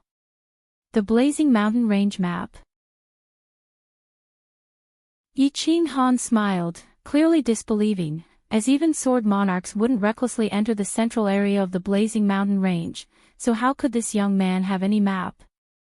The blue-robed young man also knew what Yi Qing Han was thinking, so he smiled and said, I indeed don't have the map for the entire Blazing Mountain Range, but I do have the map for the entire periphery. This map was a summary of the information brought out by the mercenaries that entered. My master used 10 years to finish this map. If it's not accurate, I don't want any money. Price? Lu Mu Yen saw that the young boy's eyes were clear and clever and didn't look like a liar. 100 black gold coins for one. The young boy quoted the price. On Chihua Continent 1 there were 3 types of common currencies, gold coins, black gold coins, and purple gold coins. It was at a ratio of 1 to 100, that is, 1 black gold coin was equal to 100 gold coins, and 1 purple gold coin was equal to 100 black gold coins. Your price is a bit expensive, isn't it? A baby-faced young man beside Yi Qing Han said. The blue-clothed boy smiled and shook his head. My price corresponds to the quality of the product. This map isn't some fake like the others. I've been here selling maps for more than a year. If it's not accurate, you can come back to find me. Are the spiritual herbs and demonic beast maps you have also of the periphery? Lu Mu Yen was more interested in them. I have everything on the periphery. I also have a map on the border between the periphery and the outer ring of the forest. But the price is more expensive, but I can also promise accuracy. The blue-clothed young man said with pride, this was the crystallization of his master's 10 years of work. Lu Mu Yen showed interest, and asked, then are the locations of where the spiritual herbs grow and where the demonic beasts roam also accurate? The booklet only records the approximate location and can't determine the exact position. If you want to search for them, you can only go according to the location. The areas of some spiritual herbs and demonic beasts couldn't be determined. After all, not many mercenaries want to enter the border between the outer ring and the periphery. The blue-clothed young man thought for a bit before telling Lu Mu Yen the truth. Then give me a copy of each. How much altogether? Lu Mu Yen wasn't familiar with the Blazing Mountain Ranges, and though she followed Yi Qing Han and his party, this was a place full of danger. If they were separated, she had an extra guarantee.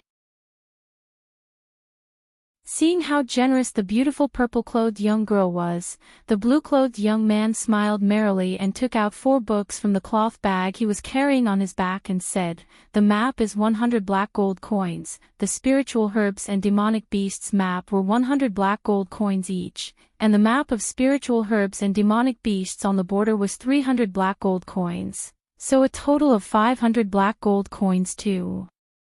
Lu Muyan's small vault was still rather rich, and Grandfather Lu even gifted her a precious interspatial ring after she regained consciousness. So she took out the entire 500 black gold coins without a care and handed it to the blue-clothed young man. "Keep it safe." The young man handed the books to Lu Muyan, then cautioned with a smile, "Miss, ensure you don't enter the outer ring, it's truly too dangerous there." "I understand, thank you." Lu Muyan nodded. Her impression of the blue-clothed young man was pretty good. "Let's go." After she bought the book, Lu Muyan said to Yi Qinghan and the others. Yi Qinghan naturally had information on the Blazing Mountain Range, but he didn't stop Lu Muyan from buying it. He smiled and nodded, then led the rest into the Blazing Mountain Ranges. One author wrote Chihua Continent. But there have never been any mentions of that continent. I'm pretty sure Tianling Continent is the overall world they're in, while Chihua Continent specifically refers to the one she's on. Maybe native speakers understand the difference despite the same usage of the word. Or the author made a mistake, but she mentioned it again in a later chapter, or I made a mistake. I'll come back to fix it if I realize I need to while translating. Pretty sure I translated it correctly, but the author wrote the price wrong. Hey, race the original. Note, if you liked any of these chapters, leave a like if you can. It's motivating. Thanks to everyone who's read it this far. Look forward to more interesting developments. Chapter 9. The female servants seek trouble. They rode their tailwind horses one through the entrance, and they didn't travel too far before arriving at the foot of the mountain range. The mountain range was covered in dense trees spreading across the area, and there were even circles of thorn bushes before them. They could only abandon their horses and enter. The tailwind horses could only come here. We need to continue by foot. Yi Qinghan dismounted the horses, moving elegantly. Lu Muyan nodded and also dismounted, then she heard Yi Qinghan blow a whistle. Following, the 7 tailwind horses vanished from their view. These tailwind horses are quite intelligent. Are they all your spirit pets? Lu Muyan didn't know a lot about the spirit beast masters of this continent. She once obtained a manual from the Beast Tamers sect. She wondered if it worked or not for this world's demonic beasts. Yi Qinghan smiled and explained, Tier 1 demonic beasts like the tailwind horses aren't valuable enough to become spirit pets. We, spirit beast masters, use the strength of our mental energy to determine the spirit pets we contract. So a spirit beast master at the spirit novice tier could only contract 1 spirit pet, so on and so forth. But one could only contract a maximum of 10 spirit pets, so spirit beast masters won't randomly contract a demonic beast to avoid wasting the quota. That is to say, spirit beast master clans like yours have other ways of taming tier 1 demonic beasts like the tailwind horse without a contract. After hearing Yi Qinghan's explanation, Lu Muyan had a general idea. Indeed. Yi Qinghan's eyes revealed some admiration towards her. Whoever said Lu Muyan was a good-for-nothing really were blind. Making 1 point was enough for her to understand the rest, and she was also smart and charming. Such a woman was very attractive. Are tailwind horses hard to train? Before Lu Muyan could fly on a sword, she wanted to obtain one for travel. Seeing Lu Muyan's bright eyes, Yi Qinghan also guessed a little bit of what she was thinking, so he promised with a smile, it's not difficult to train, but only spirit beast master clans have special training methods. If you like, I could gift you one. You can pick one out of any of the 7 horses just now. Sure. Then I want the one I rode earlier. Lu Muyan was very satisfied with how Yi Qinghan caught on, this man had a good temper. With a gentle smile on his lips, he said, "No problems." Then he took out a whistle from his interspatial ring and handed it to her, saying, "This is a whistle to control the tailwind horses, you can use this to control it." After that, he told Lu Mu Yen the control method. After Lu Mu Yen learned it, she waved the whistle in her hand, smiled and said, "Thanks." Seeing that their young lord and the imperial capital's infamous young Miss Trash were talking so harmoniously, the beautiful woman who followed behind them felt unpleasant. If it were any other person, perhaps she wouldn't feel this uncomfortable, but who was that trash Lu Mu Yen to be worthy to speak to a person like their young lord? Lu Mu Yan's mental energy was very strong, so she naturally discovered the dislike of the icy woman behind them. She curled her lips in ridicule. She really disliked women who pretended to be aloof and virtuous. Old Lu was rather polite to Lu Mu Yen all the way, and the reason he came this time was because he entered the periphery of the blazing mountain range 10 years ago, so he was familiar with this place. "Young Miss Lu, let's leave after a break," Yi Ching Han said considerately with a smile as he saw Lu Mu Yan's face growing pale, and a layer of sweat was dripping from her forehead. Lu Mu Yen felt truly helpless about the condition of her body. She didn't have any spiritual energy within her, so she could only rely on an ice jade that Lu Mu Bai gave her before she left, to resist the heat. But it was truly overwhelming to travel in this high-temperature region. "Yeah, sorry, I'm slowing down your pace." Lu Mu Yan's beautiful little face displayed an apologetic smile. She would try to adapt to this place. "No worries." Yi Ching Han smiled and told the others to rest in place. "Come and read on our website Wuxia World site." Thanks, the icy woman that came with them was called Yi Jing, a female servant to Yi Ching Han. Because she had good talent, she received training from the Yi clan, and was currently a middle-phase great sword master. Knowing you would drag people down and yet you still came, who knows what you're really thinking, trash. Seeing that the young lord was so considerate of and amiable to Lu Mu Yen, a trash, Yi Jing couldn't help but ridicule. Back when she was in the immortal cultivation world, very few people dared to offend Lu Mu Yen, not to mention ridicule. Yet in this life, because she was a trash with terminal meridians too, she was being mocked and ridiculed everywhere she went. It really fitted that saying, "A tiger leaves its forest, ends up in the plains, and gets bullied by a dog." Your master hasn't even said anything, what's a dog like you barking about? Lu Mu Yen never had a tolerant temperament. In her life, she had never offered her right cheek over to be slapped after her left cheek was. Lu Mu Yen could naturally see that Yi Ching Han and old Lu didn't actually like this female servant, and with her own identity and background, she wasn't afraid of offending a female servant of the Yi clan. Yi Jing's face darkened. She didn't expect that Lu Mu Yen, a trash, would say something like that to her, so she pulled out her sword and wanted to stab her. "Stop it. Young Miss Lu is the physician I invited." "Yi Jing, you are too presumptuous." Yi Ching Han looked at Yi Jing coldly. This female servant was becoming more and more impudent.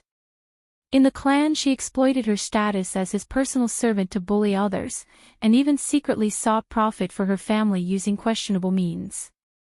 He hadn't even settled those with her, and now she even blatantly ridiculed the person he invited directly in front of him.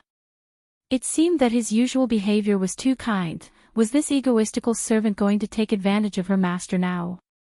"Jing Jing doesn't dare." Yi Jing bit her lower lip and retracted her sword, but she didn't conceal her indignant look. After becoming the young lord's personal servant, she obviously would become his concubine in the future, so she naturally saw Yi Ching Han as hers. She definitely wouldn't allow a trash like Lu Mu Yen to get involved. There was a hidden coldness in Yi Ching Han's eyes. He originally wanted to leave Yi Jing to interfere with his second uncle's intel, but it appeared that he couldn't keep her any longer. Lu Mu Yen naturally caught the coldness in Yi Ching Han's eyes. She curled her lips into a smile, this servant sure felt too self-important. She didn't even realize at all that her master didn't have feelings for her, not to mention he even hated her. But Yi Qinghan sure was more than what he appeared. Let's go. Lu Muyen rested for a while and stood up while rubbing her slightly numb feet. She didn't want to drag down the progress of Yi Qinghan's group. When Yi Qinghan saw Lu Muyen endure her discomfort and continue with a firm heart, his impression of her improved another layer once more. This woman would definitely be extraordinary in the future. The deeper they walked, the fewer mercenaries or adventurous sword masters they met. Lu Muyen took out a book bought from the blue-clothed young boy, observed the map, and discovered that the path they took was indeed the same route as the one on the map. She took out the book on spiritual herbs and flipped through it. The book recorded that the flame fruit was only found in the border between the periphery and the outer ring. Her brows knitted subconsciously. The demonic beasts we're looking for are also at the borders, so we can help you find the flame fruit. Seeing Lu Muyen frown, expression serious, Yi Qinghan smiled and soothed her. Seeing Yi Qinghan's sincerity, Lu Muyen nodded, okay. Hopefully we can all reap something from this trip. One instead of, the author changed it to. They basically mean similar things, so I'm leaving the translation. 2 for returning readers, I decided to give a name to Lu Muyen's constitution. In fact, it was given a name in the novel, except I didn't know how to translate it. In the novel it's, Terminal Meridian Constitution is the translation now. And the person with that constitution was called, aka person with terminal meridians. Was what was difficult for me to translate, and I only thought of a good translation for it now. Well, good enough at least, I hope. Sorry for any confusions.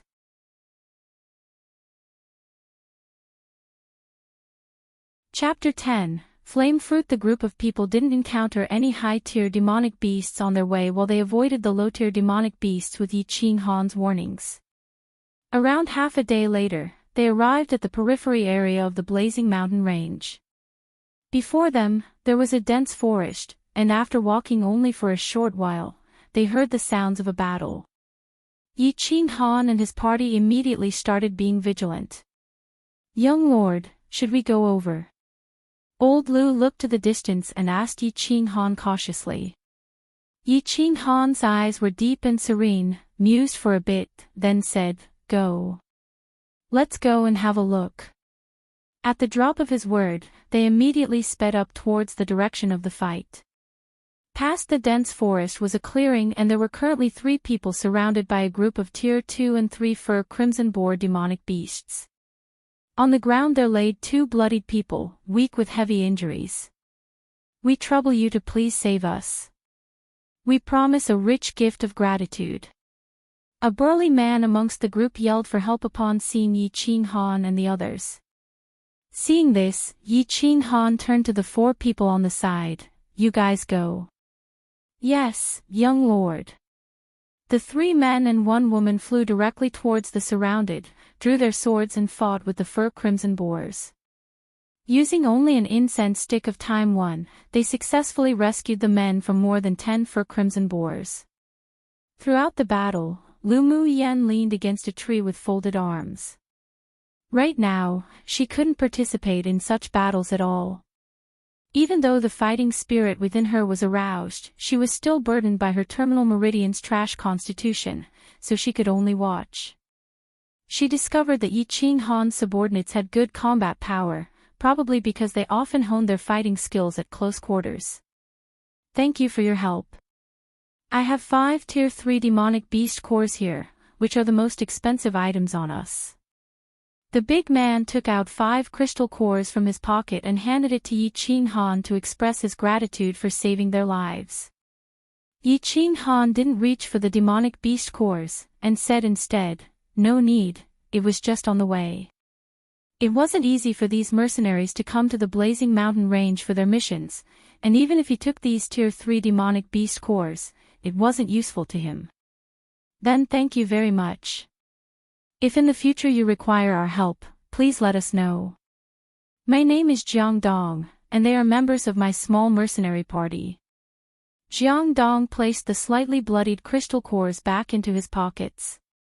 He also knew that these people who wore expensive clothes wouldn't care for his crystal cores, but he was still very grateful to them for their life-saving grace.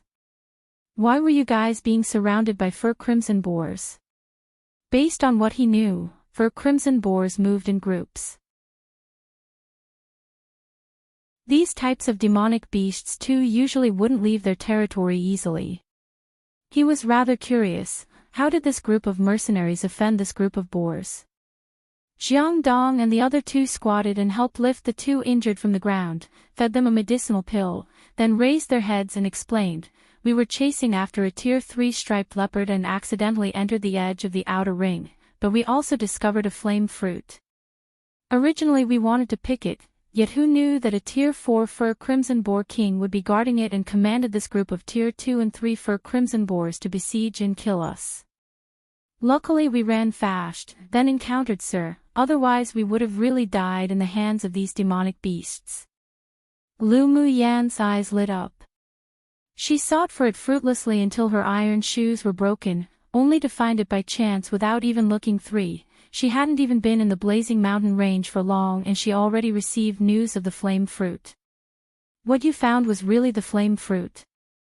Yes, and based on its appearance, it should have just bore fruit.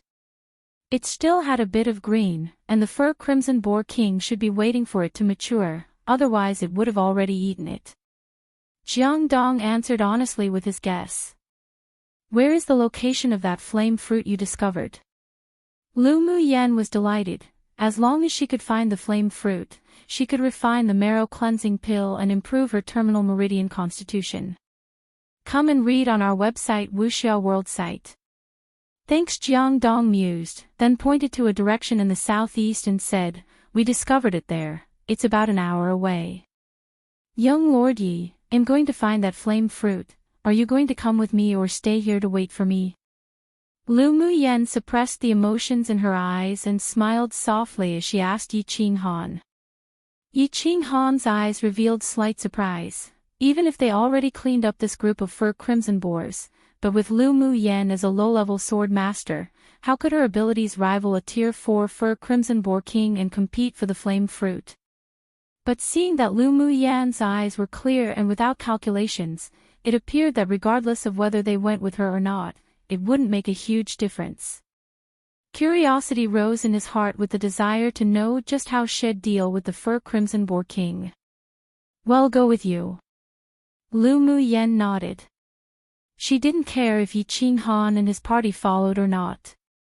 Although she was unable to confront Tier 4 demonic beasts directly, she had other life-saving trump cards, so she didn't need to fear the fur crimson boar king at all. Otherwise she wouldn't dare come to such a dangerous place like the blazing mountain range to search for the flame fruit. Yi Jing sneered disdainfully. What did she mean by go together or stay here?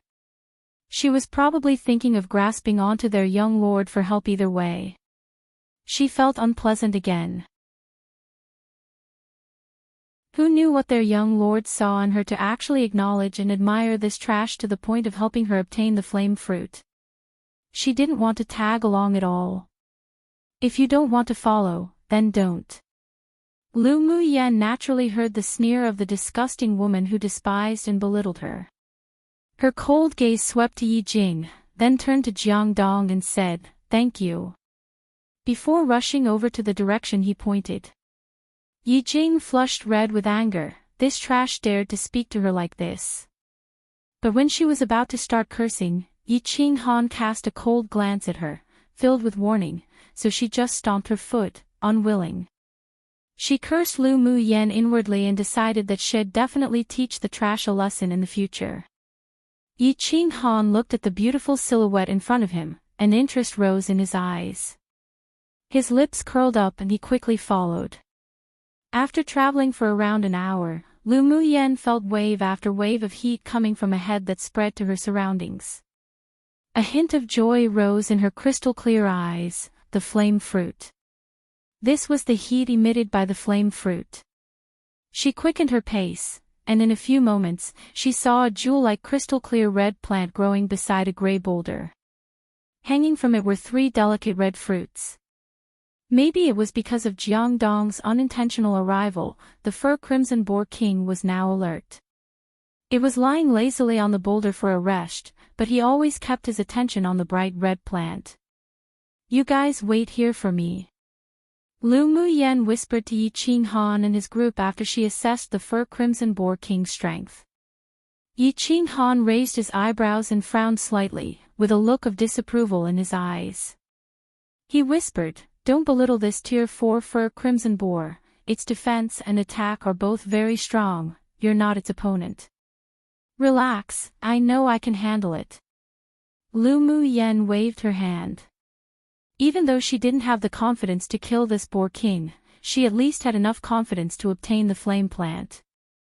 Yi Qinghan saw that Lu Muyen emitted a light of confidence and wasn't joking around, so he nodded and said, "Be careful. If there's any danger, I'll take action." "Sure. Then I'm going." Approximately half an hour 2 author wrote, which is used sometimes translated interchangeably or translated into magical beasts.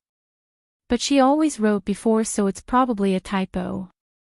3 She searched for it so hard before, only to find it so easily now.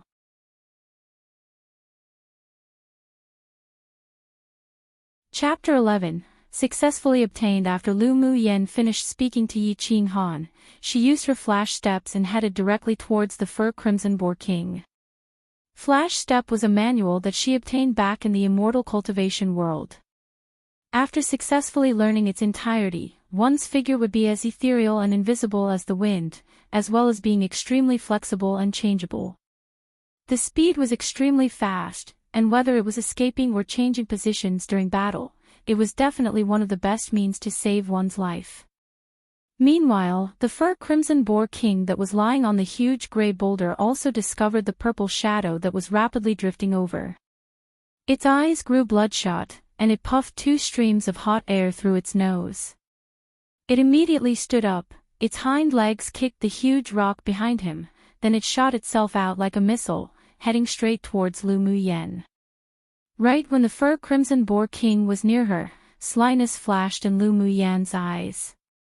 She reached out her left hand, swung it, and a ball of paper immediately hit the fur crimson boar king's nose. The paper scattered and a bit of white powder spread through the wind, entering the boar's nostrils. The fur crimson boar king suddenly froze as if having a stroke and collapsed to the ground. Lu Muyen's lips rose in a smirk and utilized flash step to its limit. She swiftly arrived by the large gray boulder and without hesitation, she uprooted the flame plant and placed it directly into her interspatial ring. Meanwhile, the fact that she only took a few breaths of time to obtain the flame plant stunned Yi Qinghan and his party, who remained not far away. What sort of footwork was this? How could one's speed be so fast that their figure appeared like a ghostly silhouette? And what was that white powder? It could actually make a tier 4 fur crimson boar king collapse to the ground. It sure enlightened them. They stared at the paper that the white powder was originally wrapped within, their eyes filled with shock, but also glistened with ideas. Although the fur crimson boar king fell to the ground due to Lu Muyen's powder, but its eyes were fixed on the purple figure. Seeing that the flame fruit that it guarded for so many years was lost to the hands of a damn human, its eyes were filled with fury, and it kept roaring. The effect of the powder didn't last long, so the moment Lu Muyen retrieved the flame plant, the moment the fur crimson boar king could move. It immediately stood up, charged at Lu Muyen furiously with its eyes as wide as copper bells, and its entire body filled with rage as if it could only be vented after tearing her to pieces. Lu Muyen turned around and her gaze chilled. She could actually use mental energy to directly attack the fur crimson boar king's brain and let it collapse, but she didn't want to expose all her trump cards in front of Yi Qinghan and his party. So she could only use flash step to its maximum to dodge the fur crimson boar king's attacks. Lu Muyen avoiding every attack from the fur crimson boar king truly infuriated it. This damned human was so cunning. It must tear her into pieces.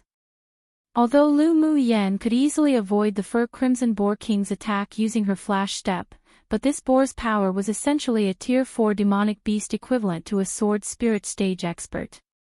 And her physical strength, due to her terminal meridian's constitution that couldn't absorb any spiritual force, could hardly compare to a sword master.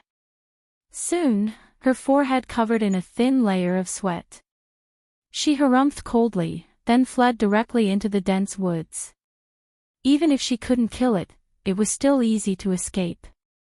Yi Qinghan naturally understood that Lu Muyan's physical strength was almost overdrawn, so seeing that she was escaping, he couldn't resist, tapped his foot, and flew out.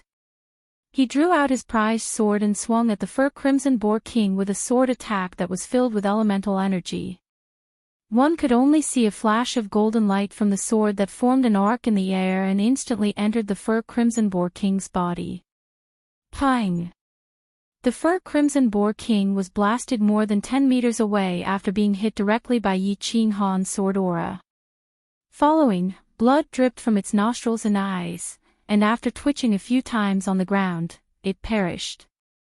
Lu Muyan stopped, turned around and returned to Yi Qinghan's side, saying, "Thank you." Although she could escape, or even kill the Fur Crimson Boar King with her mental energy without Yi Qinghan's help, but since Yi Qinghan did intervene, it saved her a lot of effort and she also didn't need to expose her trump cards. She had a good impression of this man. "You can still get rid of it even if I didn't interfere." Yi Qinghan's handsome face revealed a small smile. Along the way here, Lu Muyan constantly surprised him, so he also believed that she still had more abilities yet to reveal. "You saved me quite some effort by intervening." Lu Muyan shrugged, and her lips curled up. "You're quite strong." Although this Fur Crimson Boar King was of the same stage as me, but it only just became a Tier 4 demonic beast not long ago, so my attack could easily kill it. Yi Qinghan explained modestly. Lu Muyan nodded and smiled, the strength of a peak phase sword spirit. Even amongst same-stage peers, you must be a tough opponent. Come and read on our website Wuxia World site. Thanks. Yi Qinghan wasn't just at the sword spirit stage, but he was also a spirit beast master. Seeing that he was wearing a spirit pet bangle, she believed that there must be a spirit pet inside. And as a disciple raised and trained by a large clan, who didn't have their own trump cards, she was certain that even if the Fur Crimson Boar King was at peak phase Tier 4 strength, it still wouldn't be Yi Qinghan's opponent. Yi Qinghan smiled softly in tacit recognition of her words, gave a look to one of his subordinates. The subordinate understood to open up the Fur Crimson Boar King, retrieve its crystal core and hand it to Yi Qinghan to put in his interspatial ring. Interspatial rings were scarce in Yanzhou country, and only people with a certain identity, status and power could own and use one. The interspatial ring worn by Lu Muyan was a gift from her grandfather for her 15th birthday. Low-level sword masters without any background, such as mercenaries like Jiang Dong, could never afford interspatial rings. They would all buy a special type of inexpensive interspatial bag. It was fairly easy to carry around, but only had 1 cubic meter of space and wasn't bound to anyone. Whoever obtained it could easily open it and use it, and their toughness couldn't compare to interspatial rings. "Young Lord Yi, are we going to capture some fire-type demonic beasts now?" Lu Muyan already achieved her goal, so she was in a rather good mood and asked, "Do you have a goal? Are we considered friends now after traveling together?" Yi Qinghan avoided her question, lifted his eyes to look at Lu Muyan and asked. Lu Muyan was stunned for a moment, then a lovely smile appeared on her beautiful little face. "Of course." "Then let's not be so distant, you can just call me Qinghan or Brother Yi from now on." Yi Qinghan's gaze was gentle with a smile on his face. "Then Qinghan, you can just call me by my name or Muyan." Lu Muyan nodded without any pretense. There was a layer of faint anger in Yi Jing's eyes. Wasn't their young lord being too nice to this trash? Even if this trash did look pretty good, but she still couldn't match a person as glorious as their young lord. Then she narrowed her eyes, and a vicious thought crossed her mind. She must get rid of Lu Mu Yen in the blazing mountain range and mustn't let their young lord develop any feelings for her, otherwise with that trash's identity, if she married their young lord, she'd be his official wife. By then, Lu Mu Yen would be suppressing her. Lu Mu Yan's mental energy was very strong, so she wouldn't be noticed even if she used it. She caught onto the flash of viciousness in Yi Jing's eyes. She sneered within. If this stupid woman took the initiative to come at her, then she'd let her know how to write the word regret. Mu Yen, the goal of our trip is the peak phase Tier 4 demonic beast, the flame unicorn beast, that resides in the outer ring of the blazing mountain range. Yi Qing Han didn't conceal it and continued, the flame unicorn beast is unique and very talented, so you can't compare its power to the Fur Crimson Boar King's. At Tier 4, its combat power's comparable to a Tier 5. We've already discovered where its lair is, so when we arrive, you must be careful. Sure, then let's go. Lu Mu Yen nodded in response. She had seen the introduction of the Flame Unicorn Beast in the Demonic Beast Records book in the Imperial Academy, so she had a general idea. Afterwards, they headed towards the outer ring of the blazing mountain range. Because Yi Qing Han had the precise location of the Flame Unicorn Beast's lair, they avoided a lot of detours and arrived in the neighborhood of its lair early the next morning. Note, man, I really don't want to write Fur Crimson Boar King again. I wrote it so many times, hahaha. Note, alright, back to normal updates, one a day at 6 p.m. Australian Eastern Standard Time, as long as the automatic publishing system works. But it'll be the 2-week school holidays, a teacher here, after this week, and I don't have major tasks to complete over the holidays as of now, so I'll probably update more frequently. Look forward to that.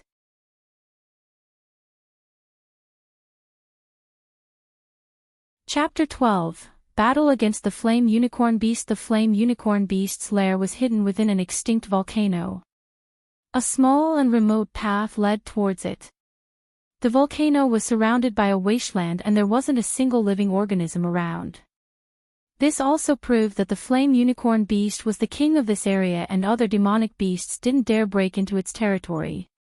Yi Qing Han's face revealed a rare look of caution and gravity, then turned to the people and commanded, when old Lu and I deal with the beast, you three support us from the side.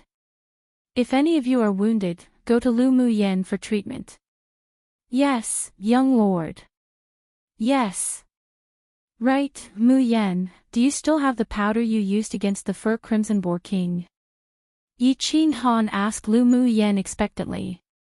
Lu Mu Yen took out a small paper pack and handed it over. This drug can freeze Tier 4 demonic beasts for around the time for 8 or 9 breaths, but against a demonic beast with Tier 5 strength, it probably could only last 3 breaths. Know what you're doing. 3 breaths is good. Yi Qing Han took the small paper pack with a soft smile. This powdered drug was very useful. Then he waved his hand and led them into the cave cautiously. The walls around the cave and the path they took were all dark red and waves of heat rushed towards them from all around. Everyone used their elemental energy to create a barrier and protect their body, guarding them from the invasion of heat. However, Lu Mu Yen could only walk arduously through the passage herself, her small face glowing red, and her clothes soaked in sweat. But she didn't make a sound, following the rest closely. Yi Qing Han glanced back at Lu Mu Yen who hung at the end of the party. Without elemental energy to isolate the heat wave, using only the body of a normal human, she could actually clench her teeth and persevere.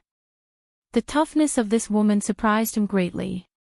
A quarter of an hour later, they finally arrived at a narrow, deep, dark red path. Entering their eyes was a large, open space, and at the center of the open space laid a deep crimson demonic beast that was at least 1 meter tall and 3 meters long. Its body was covered in red scales and there was a thick, sharp horn protruding from its head. With only one look, it was clear that it had extremely high defense. The flame unicorn beast noticed them the moment they stepped into its cave. It opened its eyes and the pair of eyes as large as copper bells revealed a look of disdain. Only when demonic beasts reached Tier 4 could they gain intelligence, but this demonic beast belonged to a superior species, therefore they obtained intelligence from the moment they could cultivate. Naturally, they could perceive the strength of the incoming people. The flame unicorn beast found that 2 of the humans were of the same tier as him, but its combat power was comparable to the Sword King stage cultivator, and the rest were like ants, so it belittled these humans that dared to break into his territory. Roar! The flame unicorn beast stood up lazily and pressured them with its roars. Aside from Yi Qing Han, Old Lu, and Lu Mu Yen, the other 3 covered their ears in agony. Lu Mu Yen was fine because her mental energy was strong, so this sort of sound couldn't affect her, while Yi Qing Han and Old Lu relied on their pure strength. Go! Yi Qing Han gave Old Lu a look and the 2 of them leapt over and landed on the open space. The flame unicorn beast sprayed 2 streams of hot air from its nose, a sign of its growing fury. It must tear these arrogant humans, who dared to disturb its sleep, into pieces. Yi Qing Han also noticed that the pressure from the flame unicorn beast continued to increase. With a thought, a little bit of mental energy slithered into the spirit pet bangle around his wrist. Roar!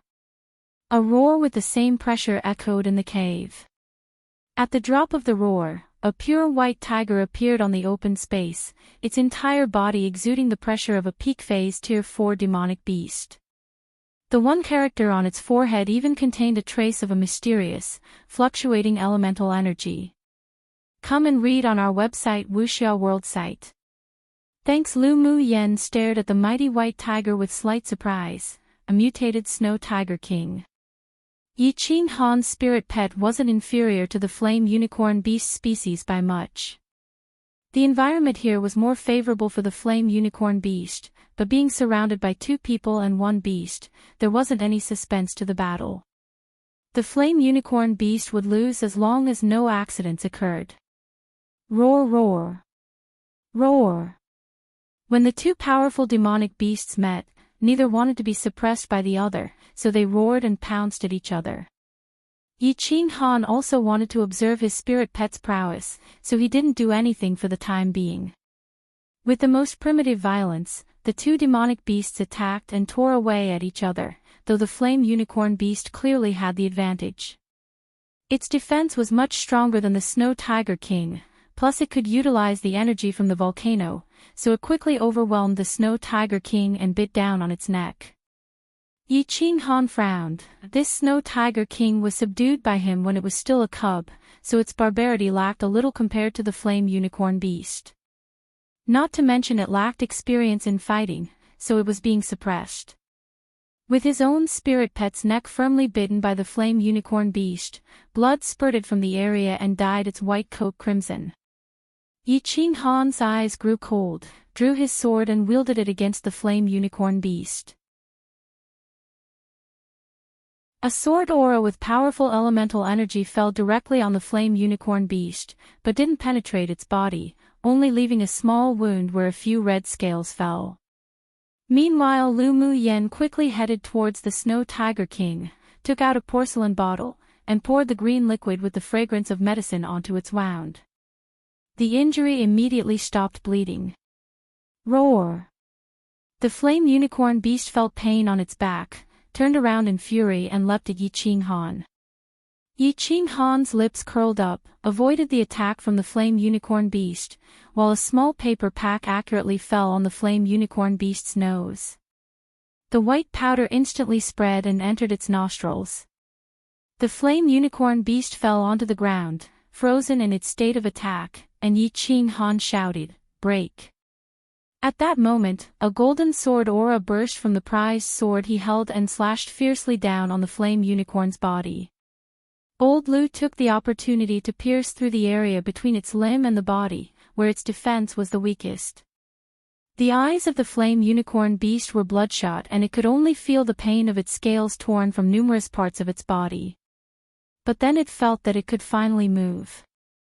It stood up furiously and roared again, and the roars encompassed its entire elemental energy. Roar! Not good. Lu Mu Yen felt the entire cave tremble at the roar of the flame unicorn beast and stones fell. It was about to collapse. Get out quickly. Yi Qing Han yelled at Lu Mu Yen and 3 of his subordinates, then flashed beside the flame unicorn beast with old Lu, utilizing his sword skill with the intention of severely wounding it. What the Snow Tiger King lacked was only experience, so even though its defense wasn't as strong as the flame unicorn beast, the latter's bite still wouldn't have been able to break its neck. Although injured somewhat, with Lu Mu Yan's medicine, the pain faded as well. It glared and kicked its hind legs, pouncing at the flame unicorn beast. Roar, roar. Together with the roar of the flame unicorn beast, the entire cave trembled even more severely. Lu Mu Yen ran towards the exit of the cave, but only after a bit more than 10 steps, the ground cracked open into numerous fissures and from within rose an inexplicable gravitational force, sucking her in. She didn't even have the time to use her flash step, and her body fell towards the bottomless crack with the gravitational force. She could only feel the pressure of the roar that lingered by her ear, then her vision blacked out and she felt herself slowly losing consciousness. Before falling unconscious, she rolled her eyes inwardly. This damned body was just too weak. One often seen on the head of mythical tigers or tigers in general, same word as king.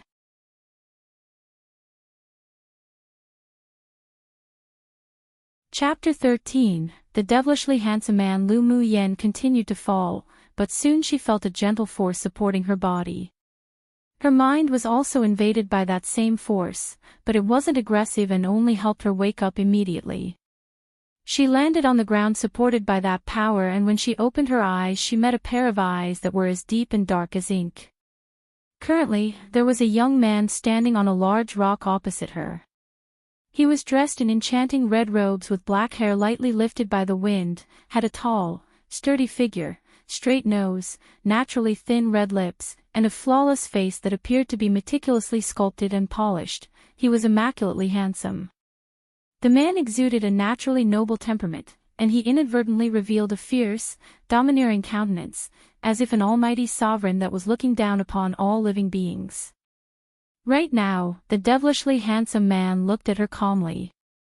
Lu Mu Yen knew that this man saved her, otherwise she would have been handicapped after a fall from such a height if she didn't die. Thank you very much. Lu Mu Yen looked at the man with gratitude, promising, your life-saving grace will definitely be repaid in the future. Stupid woman. The man curled his lips and smiled devilishly. He suddenly moved his gaze away from her and looked in another direction, his eyebrows furrowing lightly. Then he turned and dashed that way, vanishing into thin air. Lu Mu Yen was stunned. That devilish man actually said she was a stupid woman. Feeling a strong wave of elemental energy in that direction, she looked at the place curiously, mused a little, then followed. The man's speed was extremely fast. She needed to use her flash step to be able to prevent herself from falling behind too much. After around a quarter of an hour, the man entered a large cave that appeared in front of them, and she followed without hesitation. You lowly humans, you dared to set foot in this king's territory, you are truly courting death. The moment she entered the cave, a strong, pressuring voice resounded. If it weren't that she used her mental energy to shield her sea of consciousness, it would have been shattered by the pressure. She looked up and discovered a huge flame unicorn beast lying in the cave that was at least 5 or 6 times larger than the previous. Its dark red scaled armor was faintly exuding a cold light. At tier 6, a demonic beast could utter the human language, but based on the opponent's aura, Lu Mu Yen could determine that it wasn't only at tier 6, but at the peak phase of tier 6, and its strength was equivalent to an initial phase tier 7. Lu Mu Yen stood at the entrance of the cave, and after hearing the arrogant words of the man that referred to himself as this highness, her curiosity grew even more. As far as she knew, the flame unicorn beast was a superior demonic beast with fire attribute energy condensed within its fur and skin that acted as armor. Its defense was abnormally strong amongst demonic beasts, but of course, its scaled armor and bones were also excellent material for refining weapons. Its blood essence also contained strong fire attribute energy, which was exceptionally useful to sword masters that practice manuals with the fire attribute, and it was even more effective when used to refine pills. The most important part was that the flame unicorn beast's combat power was extremely strong, and practically every single one of them could fight someone at a higher level than them, such as this peak phase tier 6 flame unicorn beast before her. It could probably even match an initial stage sword sovereign. She sensed a powerful force from the man, and based on the fluctuations from his energy, she felt the man was at least middle phase sword monarch. Still, his strength compared to the demonic beast was a little weaker. So what gave him this confidence and arrogance? Aside from domineering, confident and proud as her first impressions of the man, she also felt little bit of modesty, reticence, and reservedness that was carved into his bones, not at all like the temperament of an ordinary cultivator. Come and read on our website Wuxia World site. Thanks. The fact that he had confidence in killing the peak phase tier 6 flame unicorn beast must mean he had his trump cards. The flame unicorn beast was furious. This damned, lowly human not only invaded its territory, but he also wanted its crystal core. He was truly too arrogant and bold. Lowly human, this king must tear you apart today. For nearly 1,000 years, no human nor demonic beast dared insult it like this. The crystal core was its lifeblood. Upon the fall of the flame unicorn beast's words, Lu Muyen felt its pressure grow exponentially. Its eyes turned red, and from its nostrils, it snorted 2 streams of flames. With a kick, it pounced towards the devilish man. The devilish man sneered, stretched out his arm, and a long crimson-red sword appeared in his hand. He waved it casually, and a violent sword aura whirled in the air. It landed directly on the flame unicorn beast that was in midair. Pang! Although the scaled armor on the flame unicorn beast wasn't harmed, its entire gigantic body was blasted by the sword aura and crashed into a rock on the opposite side. The flame unicorn beast had never been treated like this before. It turned over, its eyes bloodshot and filled with burning flames of anger, then took a deep breath. A pillar of fire sprouted from the flame unicorn beast's mouth, and that pillar of fire carried enough power that felt as if it could destroy the heaven and earth.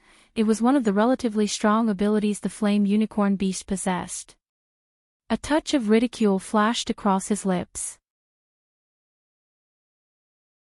His red clothes fluttered, and he swiftly performed a hand seal with one hand in midair. Amazingly, a pure blue crystal column appeared beneath his feet. Utilizing his elemental energy, with a flick of his finger, that crystal pillar automatically shot itself out from the ground and slammed into the fire pillar. Poochie! The moment the blue crystal pillar met with the fire pillar, it instantly turned into countless ice-cold water droplets, extinguished the fire pillar and pierced the body of the flame unicorn beast. Lu Muyan's eyes revealed a sliver of surprise. This devilish man couldn't only use skills with fire attributes but also skills with water attributes that were so strong he could condense it into ice. He was very strong. This world was different to the immortal cultivation world in terms of elements. In the immortal cultivation world, those with only one spiritual root were considered the most talented, but here, sword masters didn't have spiritual roots, and instead, relied on their own comprehension of the elemental laws between heaven and earth to cultivate. The more elemental laws one comprehended, the stronger their talent, but the difficulty of comprehending one after the other was like the distance between heaven and earth. Many sword masters could never comprehend a second element in their entire lives.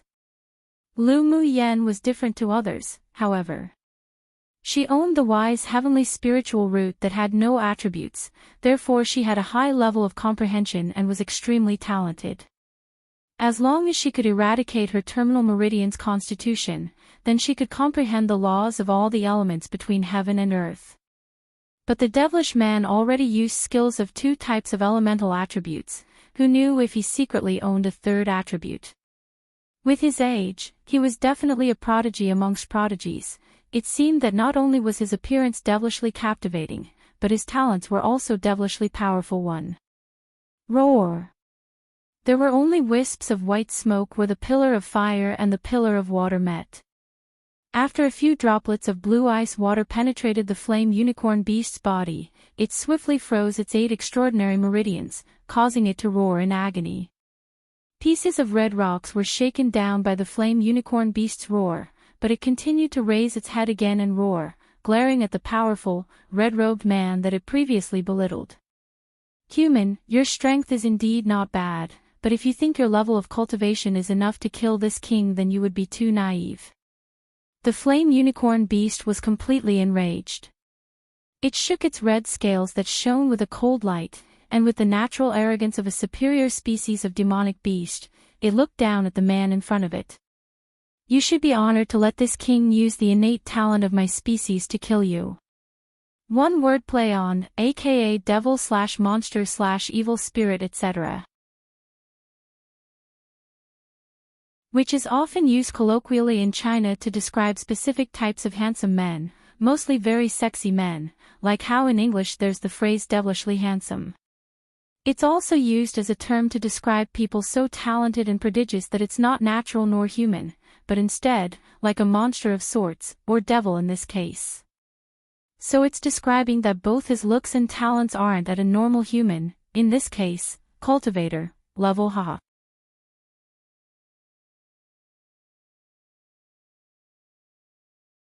Chapter 14, Formidable Combat Power. The flame unicorn beast roared angrily, then the scales on its entire body suddenly unfolded and clusters of golden crimson flames emerged from the gaps of its scales. The temperature within the entire cave suddenly rose, and dancing flames emerged from the crevices in the walls and cracks on the floor, blazing hot, and the lava river that formed from it continued to extend and boiled. Lu Muyan was using her mental energy to endure the pressure from the man and the beast in order to watch the show, but the shocking change immediately made it unbearable for her body. A hot tingling sensation rose from her feet and spread throughout her body. But she couldn't use her elemental energy to resist this sort of monstrous heat, so she could only clench her teeth, bear it, and not let out a cry of pain. The entrance to the cave was already sealed by the rocks that fell from the roar of the flame unicorn beast, so she couldn't leave at all. But if she continued like this, her body definitely wouldn't be able to withstand this blazing flame that contained demonic energy. How could she save herself? She glanced at the relaxed-looking man, then clenched her teeth again. Oh well, she'll have to expose it. She shut her eyes, then released the mental energy from her sea of consciousness slowly, forming a barrier. The demonic flame was isolated outside by the mental energy barrier, and even though the tingling sensation still remained, she wouldn't be melted by the demonic flame at least. But as time went on, her physical strength also reached its limit. Without the support of her physical strength, she felt a little drowsy, and her mental energy was slowly unable to flow out. Just when a crack formed on the mental energy barrier, the red-clothed man before her turned his head as if sensing her troubles. A faint admiration flashed in his eyes. She only had the strength of a sword apprentice with a trash-type body and had no elemental energy, yet she could hold her own amongst a battle between two sword monarchs. It was a miracle. What surprised him the most was that this little woman could actually condense her mental energy into a substance that could withstand the demonic flames, not to mention endure blazes that would even destroy a sword king. It truly was admirable. With a wave of his hand, a blue beam of light instantly covered Lu Muyan, and she a fluorescent, crystal-clear ice blue bangle appeared on her wrist. A chill swept from head to toe, and that hot, tingling sensation also disappeared. She removed her condensed mental energy barrier and looked quizzically at the man who had returned to fight with the flame unicorn beast. Why did he help her?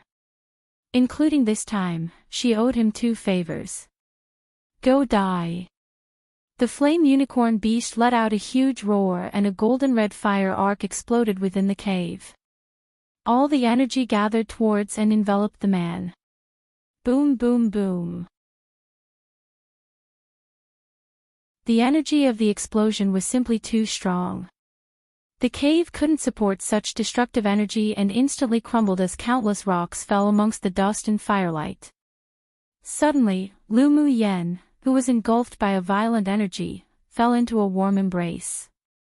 The deity-like man, with the elemental energy within him surging, narrowed his eyes. The scarlet longsword in his hands instantly vanished and he drew the golden soft sword around his waist. He channeled his elemental energy into it, then exerted his entire strength and slashed down. A beam of golden light cut towards the fiery flame that consisted of demonic energy. As they clashed, a blinding light beamed from within the cave, and the ceiling was directly penetrated. The excess pressure from the collision between the two types of energy blasted a hole on the top of the cave and shot directly into the sky. The flames immediately filled the entire sky above the outer ring and numerous demonic beasts scattered in panic. That earth-shattering energy exploded in the sky, causing numerous mercenaries and sword masters within the periphery of the blazing mountain ranges to stop in their steps. They felt a lingering fear, looking up at the flame pillar, glowing with a golden light, that shot up into the heavens. They could still feel its terrifying energy fluctuations even from so far away. Not daring to continue in the direction of the source of energy, many people in the blazing mountain range turned back around and fled to the exit, fearing that they would be accidentally affected by the battle of experts if they weren't careful. However, the battle didn't end there. A cluster of golden runes appeared on the man's forehead. With a thought, the soft sword in his hand instantly divided into numerous small swords that encircled the flame unicorn beast. Come and read on our website Wuxia World site. Thanks, kill. The man opened his thin lips and said coldly. Shoo shoo. The small golden swords madly pierced the flame unicorn beast's entire body as if alive. Roar roar. The explosion of the flame unicorn beast's strongest innate talent was countered by the man and guided out of the cave, while its scales were enveloped in numerous streams of golden light. They slowly cracked and blood dyed its entire body.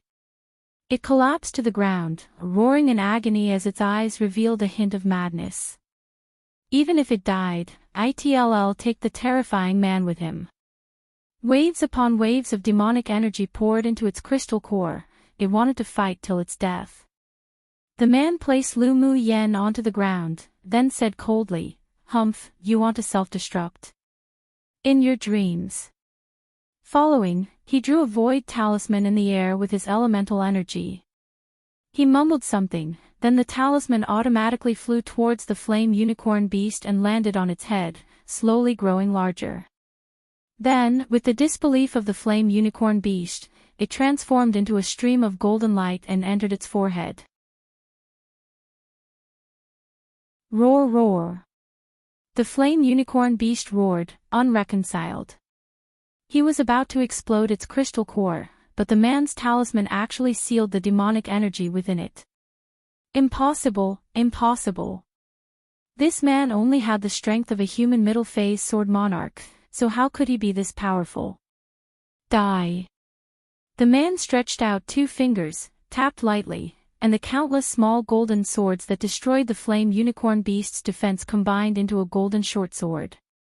On its surface, there was even a mysterious rune circulating it. Shoo! The golden short sword hovered, flashed a few times, then penetrated the flame unicorn beast's head. The earth-shattering roar of the demonic beast stopped abruptly. The flame unicorn beast's bloodshot eyes stared wide, carrying a sense of disbelief and horror, before it collapsed and took its last breath. Lu Mu Yen was also shocked upon witnessing this scene. She didn't think that the red-clothed devilish man's combat power was this strong. He killed a superior demonic beast that was close to peak phase tier 6 without even using his trump cards. His talent was even more abnormal. Since the beginning of the battle, he actually used skills of 3 types of attributes, fire, ice, and metal, and he already reached an extraordinary level in his ease of switching between the fire and ice attributes. Not only did he completely comprehend the 2 contradictory attributes, but he could also interchange between the elements when battling. This simply wasn't something an ordinary person could do. Lu Mu Yen had to admit that a man who could utilize those elements so skillfully must be a peerless genius only seen once in 10,000 years. He could even compare to herself. Who was this man? He definitely didn't belong to Yenzhou country. Even after killing the demonic beast with peak phase tier 6 strength, he was still calm and composed, without any signs of exhaustion, as if this was only a trivial matter.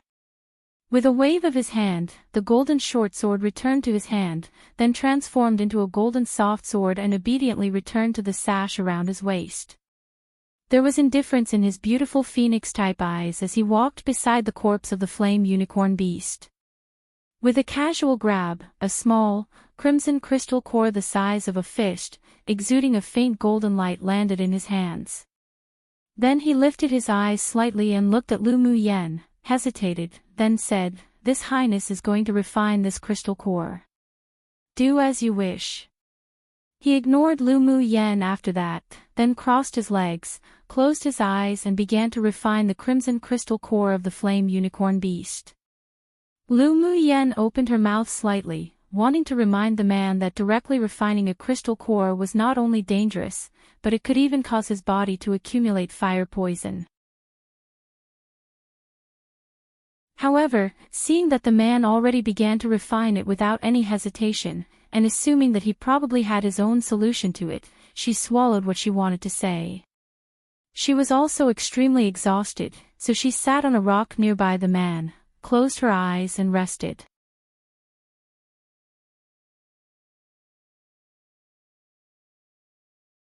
Chapter 15, Refining a Pill. Half a day later, Lu Mu Yen opened her eyes.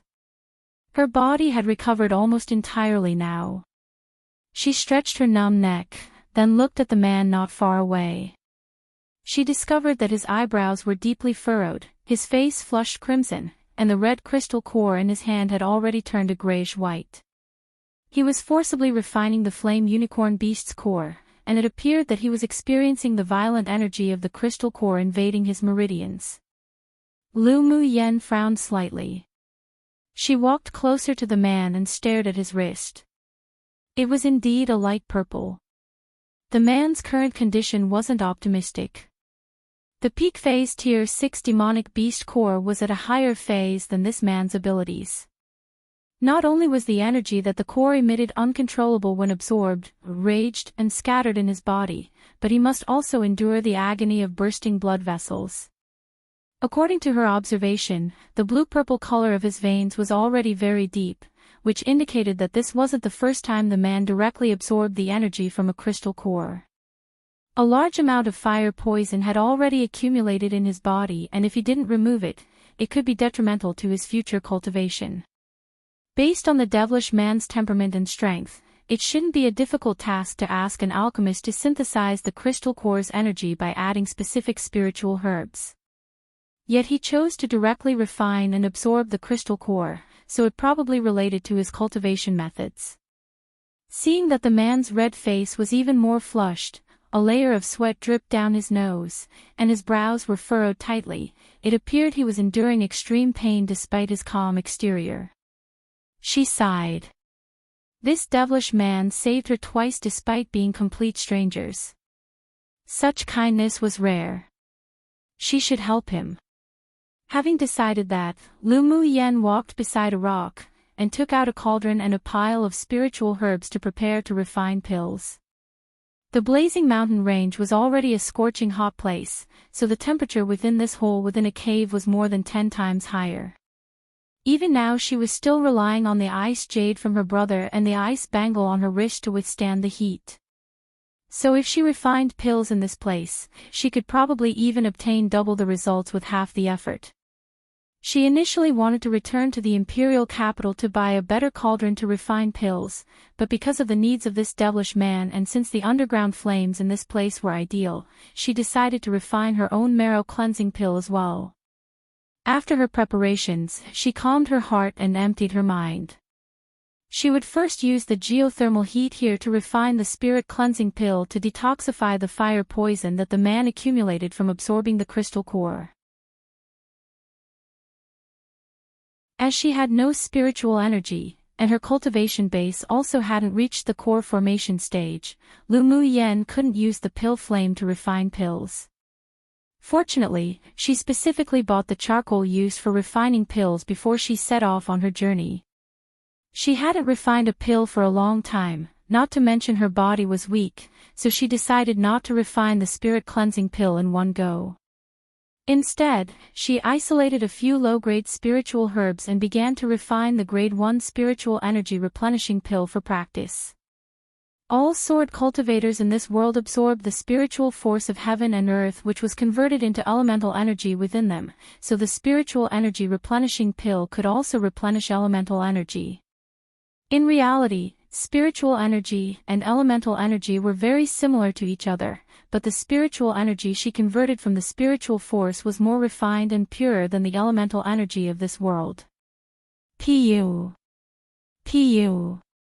Lu Mu Yen furrowed her brows and sighed. She failed again. She was accustomed to using spiritual energy to envelop the spiritual herbs while refining, so now that she was only relying on mental energy to control it, she was rather unaccustomed to it and found it difficult. But she was the type to fight harder the more she stumbled. After wiping the sweat from her forehead, she started again.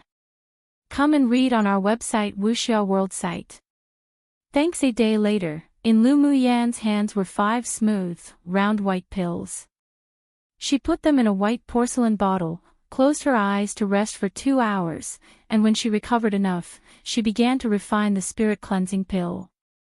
She threw the spiritual herbs that were easy to refine into the cauldron first, observed the flame and temperature with her mental energy, and controlled the flame by adding more charcoal. After the spiritual herbs were refined into powder, she wrapped it in her mental energy, then began to refine the next spiritual herb. If it were back during those times in the immortal cultivation world, she would have been able to refine the spirit cleansing pill with peak quality with her eyes closed, and with all the ingredients tossed in at the same time. She concentrated on refining each individual spiritual herb separately, and half a day later, a soothing aroma seeped out the cauldron. Delighted, Lu Mu Yen slapped the cauldron, and 5 smooth, lustrous white pills flew out. She quickly placed them into a porcelain bottle. Then, feeling the weariness catch up to her, she fell on her bottom and panted as sweat covered her forehead. After feeling more comfortable, she stood up and walked over to the devilish man's side. But the moment she squatted and neared, even before touching the man, he opened his eyes. A trace of scarlet flashed in his black eyes that glistened like the stars in the sky, emphasizing his devilish charm. Lu Mu Yen stared at the man as if she would be sucked into those eyes that were as deep as a well. Their breaths were entangled with each other's, and Lu Mu Yen froze. Realizing their distance, she shifted away slightly. From the white porcelain bottle, she tipped out 1 spirit cleansing pill and placed it near the man's mouth with a smile in her eyes, saying nonchalantly, "This pill can help you detoxify your fire poison. Whether you eat or not, it's up to you." Ming Xiu naturally could determine whether there was any problem with this pill or not, so he consumed the pill directly from Lu Mu Yan's hands. Then he shut his eyes and began refining and absorbing the medicinal properties of the spirit cleansing pill. Upon seeing this, Lu Mu Yen walked towards a lava rock nearby and sat down to recover. According to her judgment, it would take approximately 1 day for the man to detoxify himself and finish refining the crystal core. She had to take advantage of this time to refine the marrow cleansing pill. After all, once she returned, she wouldn't be able to encounter a place with such abundant amount of high-quality natural fire anymore. After resting for more than 2 hours, she discovered that her physical strength was practically restored, so she returned beside the magma, took out her cauldron and began to refine the marrow cleansing pill. The marrow cleansing pill was more complex and troublesome than the spirit cleansing pill, particularly when refining the flame fruit, as the refinement and purity of it was very demanding. She threw 1 flame fruit into the cauldron first, then tossed in some charcoal to increase the flames to its most powerful. As she inserted her entire mental energy into the cauldron to wrap around the red fruit, she began to roast it. When the red skin of the flame fruit slowly started to wrinkle and the flesh softened, she immediately removed half the charcoal, having the flames, and roasted it with a small fire. An hour later, the red fruit in the cauldron gradually softened into a pool of purple liquid. She used her mental energy to wrap the liquid into 3 separate portions, increased the fire power and smoked them one by one. Time slipped by bit, and with Lu Muyan's precise fire control, the dark purple liquid changed into a pile of red powder. Lu Muyan sighed in relief. Fortunately, she was very familiar with the refining process of the flame fruit and the required degrees of firepower, otherwise she really wouldn't be able to sustain herself if it took more than one try. She reached out and wiped the sweat on her forehead, then used her mental energy to physically wrap around the red powder to isolate it. Afterwards, she picked up another spiritual herb and tossed it into the cauldron, controlled the flames to grill, roast, and smoke, and stopped only when she finally turned it into a pile of powder. Spiritual herbs were placed into the cauldron one by one, and because of her powerful mental energy, she didn't need to take out the powders from the cauldron like other alchemists. She only required her mental energy to envelope it and isolate it.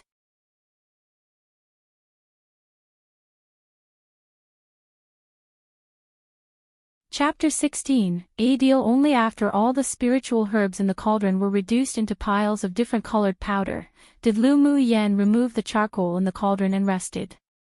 Being able to persist with this high-intensity refinement of all the spiritual herbs until she finished was the result of her recent consistent training. Otherwise she would have already passed out. When she remembered that once she refined the marrow cleansing pill, she'd be able to eradicate her trash constitution, she immediately filled with energy and stood up to purify the ingredients. The purification process was much simpler than the refining process. The powder wrapped in her mental energy was placed above the controlled flames to smoke. The color of the powder gradually darkened, and when there were only around 2/3 of the powder left, it meant the purification process was successful. The next step was to condense the pill, which was the most important part. One couldn't pause or rest during the process. The key to condensing the pill was the duration and degree of heating. It just so happened that she had a wealth of experience in alchemy, so at each stage, she controlled the size of the flames perfectly. The dozen or so piles of different colored powder gradually separated, then combined under the control of her mental energy, slowly being grilled. Confidence and determination flashed in her eyes, and she focused on the cauldron. She quickly entered a state of mind where she immersed herself in the refinement. Time passed slowly and the powder in the cauldron condensed into 2 rudimentary form pills. She immediately took out a portion of the charcoal again and used a small fire to smoke it. Not long after, a strong medicinal aroma seeped through the cauldron and spread throughout the cave. Lu Muyan exhaled a stale breath. Her eyes lit up with joy, and with a pat of her hand on the cauldron, 2 smooth, white, and lustrous pills landed in her hands. But this wasn't the best place to take the marrow cleansing pill. She still needed to pair this with a type of medicinal solution she needed to refine to cleanse her marrow. Only then would it have the best results.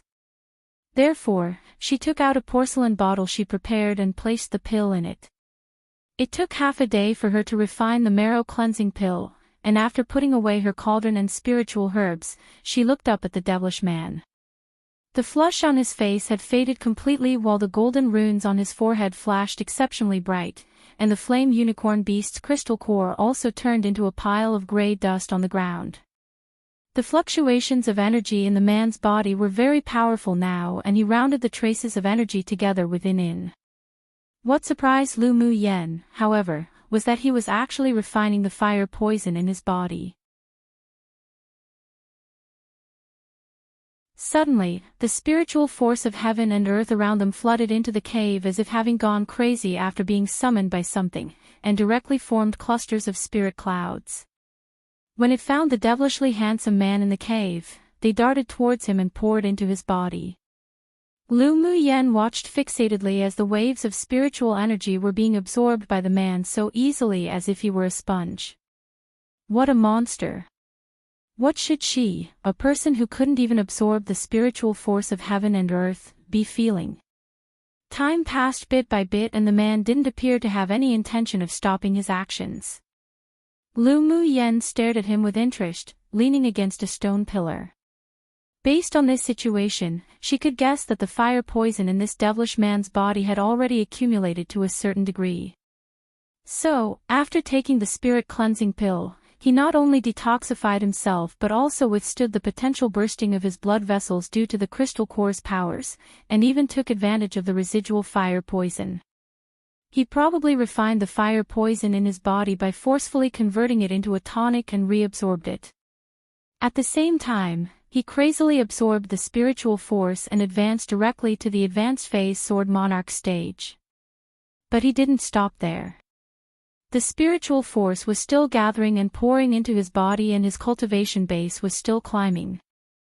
Lu Mu Yen couldn't help but roll her eyes while she watched this man who absorbed the spiritual force as if his body was like a bottomless pit. Comparing oneself to another could definitely infuriate oneself to death.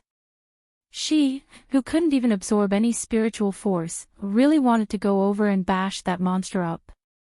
Did he still want to get along happily? The situation lasted for a day before it stopped, and the man suppressed the elemental energy that was converted from the spiritual force within him, remaining at peak phase Sword Monarch stage. He didn't break through to the next stage immediately. Come and read on our website Wuxia World site. Thanks. Seeing the man's decisive choice, Lu Mu Yen couldn't help but reveal some admiration in her eyes.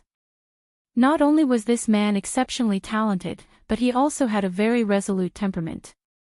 Forcefully suppressing the breakthrough to the Sword Sovereign stage allowed his foundations to be more stable. But not everyone could have this sort of self-control and a true heart of Tao. The moment Ming Xiu opened his eyes, he met the pair of bright, sprightly eyes like the ocean. He was in a great mood right now. His body had accumulated too much fire poison before, to the point it even affected his temper, making him occasionally very cold and irritable. But after taking the spirit cleansing pill refined by Lu Mu Yen, he not only rid himself of all the toxins, but it also enabled him to refine the fire poison to advance his strength. It even allowed him to absorb purer energy from the demonic beast crystal core. He smiled bewitchingly.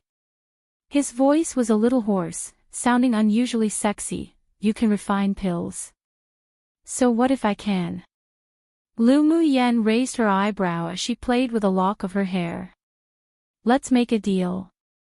Ming Xiu's lips curled up, his phoenix eyes slightly narrowed.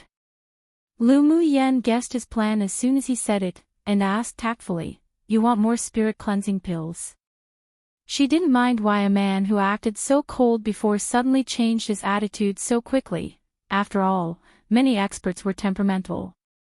Ming Xiu chuckled softly, and a soul-stirring smile rose on his handsome face, saying, "I like to make deals with intelligent people." "What sort of deal?" Lu Mu Yen asked after hesitating. A favor was a favor, and a deal was a deal. She will remember the life-saving grace and repay it in the future. Lu Mu Yen, you can come up with the terms of this deal. You know who I am. Lu Mu Yen was slightly surprised. Young Miss Lu is famous throughout the Imperial capital. I'm afraid that there are very few people who don't know you. Ming Xiu fixed his clothes, stood up and walked towards Lu Mu Yen. Lu Mu Yen rolled her eyes. She definitely was famous, but she was infamous for being trash. Humph, when she returned and took the marrow cleansing pill to get rid of and restore to health this damn terminal meridian's constitution, shall see who still dared to call her small trash. Ming Xiu arrived in front of Lu Mu Yen and squatted, looking at her eye to eye, saying, "I want all the spirit cleansing pills you have on you. You can ask for a price." He was currently cultivating a specific type of cultivation method and must absorb and refine the crystal core of a demonic beast directly, but it also had its disadvantages. Directly refining the crystal core without being buffered by other spiritual herbs meant he would be accumulating toxin in his body from the energy. After the fire poison accumulated to a certain quantity, it would affect his future cultivation. But Lu Mu Yan's pills, coincidentally, could help him resolve this disadvantage. With the man lowered to her level, staring straight at her, and speaking with a serious expression, it demonstrated that he placed her at an equal footing and didn't underestimate and belittle her. A favorable impression of him rose in her heart. "Do you still want the corpse of that tier 6 demonic beast?" Lu Muyen asked the man as she stared at the corpse of the giant red beast not far away. Ming Xiu glanced at the corpse. He already refined the crystal core of the flame unicorn beast. Even though the scaled armor was still somewhat useful to him, but if Lu Muyen wanted it, he didn't really mind. "Want it?" Ming Xiu asked softly beside her ear. Lu Muyen felt the man's breath around her ears. His voice was extremely alluring, and an inexplicable sensation rose in her heart, like how one's knees could feel weak. She composed herself and turned her head sideways to look at the man eye to eye, a brilliant, gorgeous smile rising on her face. "I want it."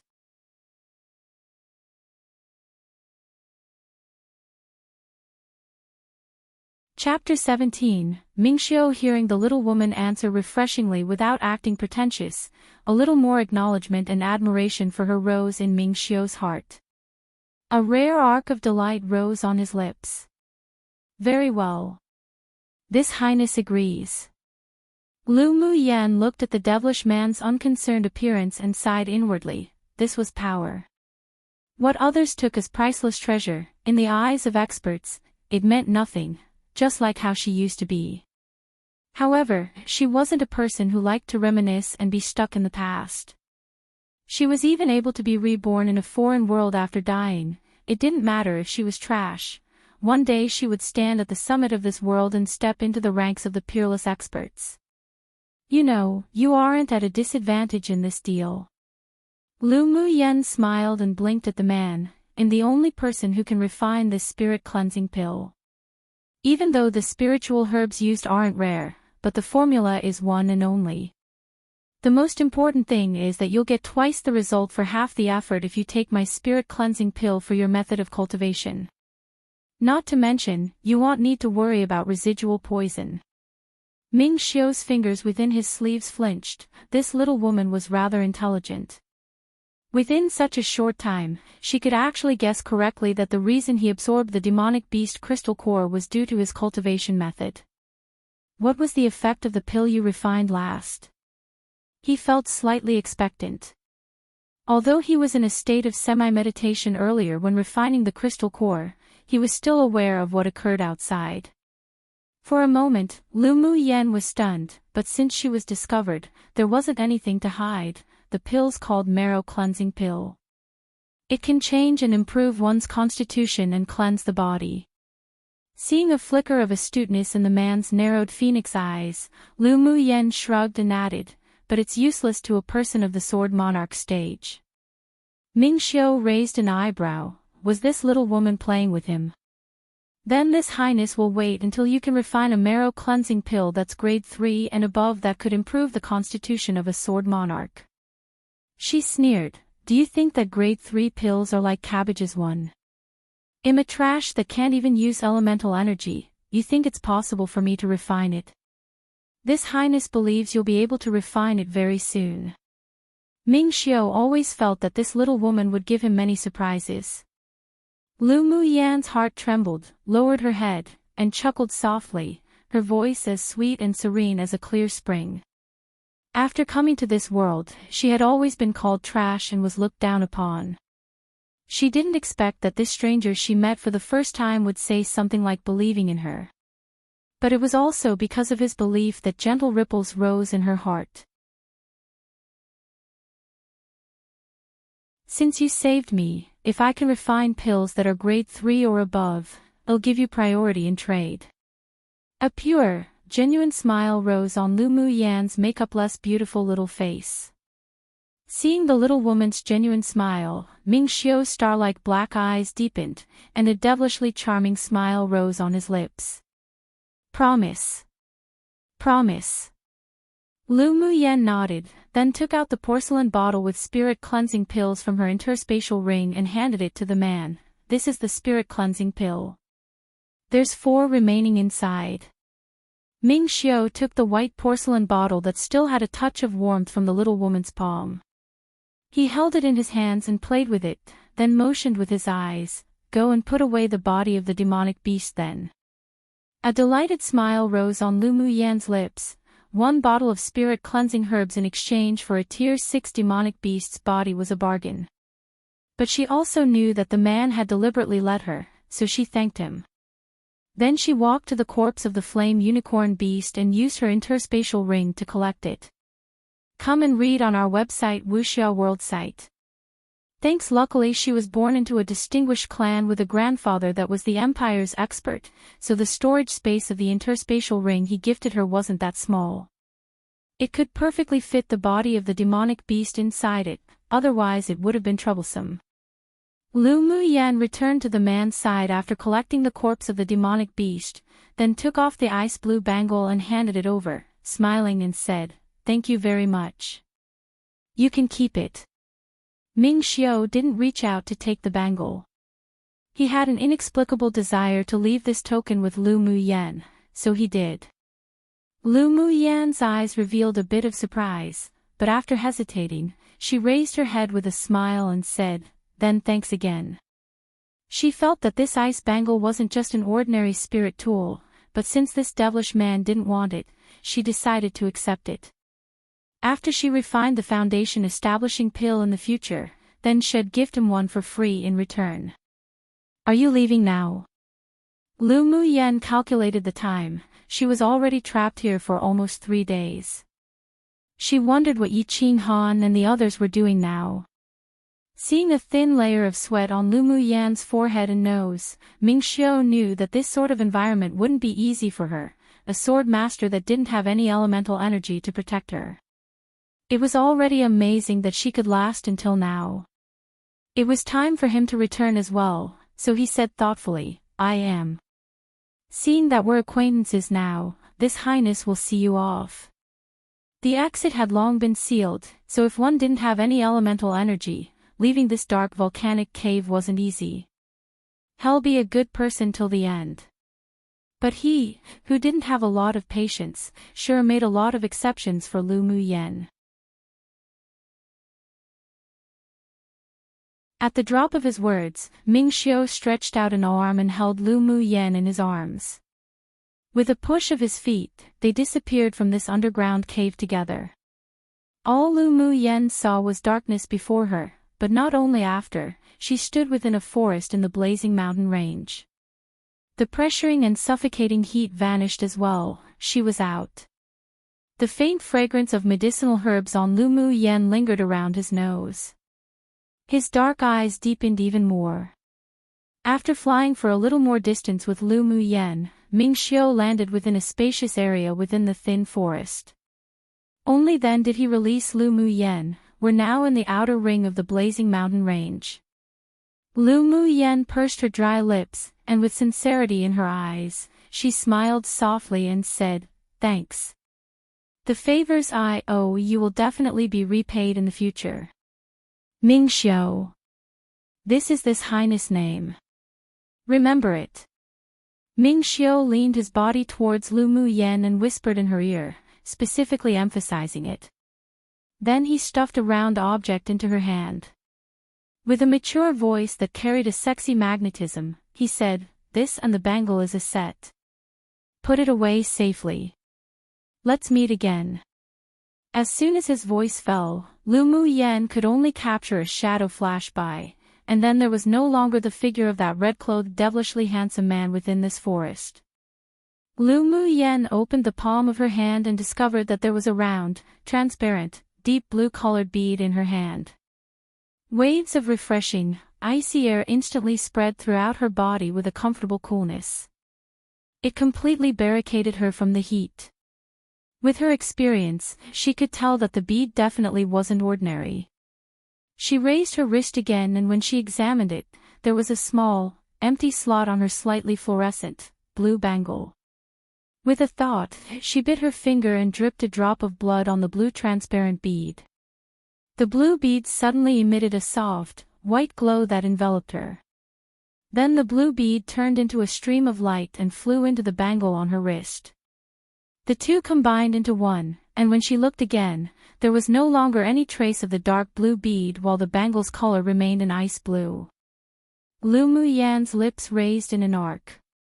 The ice bangle had recognized her as its owner now, so there was also a sliver of connection between them. Sure enough, the dark blue bead was the key to the ice bracelet. She caressed the bangle on her wrist as she gazed calmly in the direction of the man's disappearance and whispered, "Ming Xiu, cabbages were very common in ancient China and basically the cheapest type of food to buy."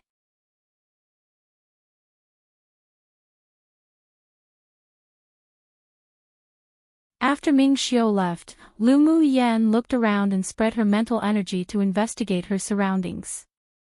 After confirming that there wasn't any danger, she leapt up onto a tall, thick tree and hid herself entirely amongst the leaves to rest and recover her strength. When the first ray of sunlight scattered on the blazing mountain range early the next morning, Lu Muyan opened her eyes and stretched lazily, her tiny face no longer pale. After taking the spiritual energy replenishing pill, she certainly felt energized, and after a whole night of absorption, she actually felt she stored a trace of spiritual energy. It gave her another layer of guarantee for walking out of the outer ring safely. I wonder what happened to Yi Qing Han, should go check the agreed location. Lu Muyan stood up as she muttered to herself, then leapt off the branch and dashed in the northwest direction using her flash steps. She had an agreement with Yi Qing Han that if they accidentally separated, they would wait for each other at one of their resting areas just outside of the outer ring. If there was no news after 10 days, then they could return to the Imperial capital themselves. Until now, including the time she was trapped in the underground cave, it had only 4 days, so she believed that as long as Yi Qing Han wasn't in danger, then he was probably already waiting in that area. After every few sections she traveled, she stopped to check her map. She was glad she bought this map, otherwise she would really be lost. In the afternoon, she approached the agreed place, but she didn't appear immediately. Instead, she slowly crept over with vigilance. When she arrived, she discovered that there was only Yi Jing and no shadow of Yi Qing Han and the others. She sneered, narrowed her eyes, then walked over. Yi Jing was sitting beneath a tree and was very displeased. Because of that trash Lu Muyan, who fell into the crevices of the flame unicorn beast's lair, their return to the Imperial capital was delayed. Now the young lord was searching for Lu Muyan with the others and even told her to stay and wait. She had enough. A ferocity flashed in her eyes. If Lu Muyan dared to appear, she would kill her first. Lu Muyan. Yi Jing was just thinking about how to kill Lu Muyan when she felt a presence walking towards her. When she glanced back, she discovered Lu Muyan exiting the forest not far away.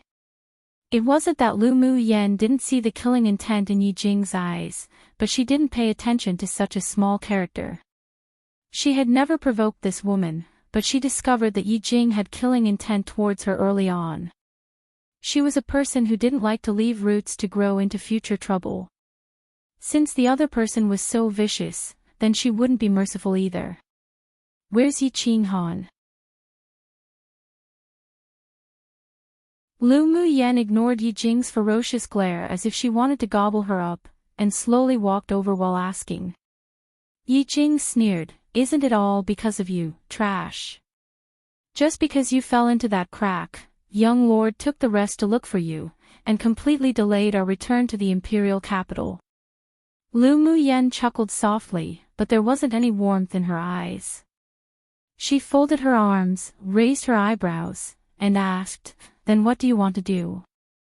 "Of course to kill you." Yi Jing didn't conceal it either, then sneered, "You delivered yourself here, trash. You think Yao can kill me?" Lu Muyan's lips overflowed with a devilish smile. "Let's see who dies first." "Humph, you're deliberately pretending to be mysterious."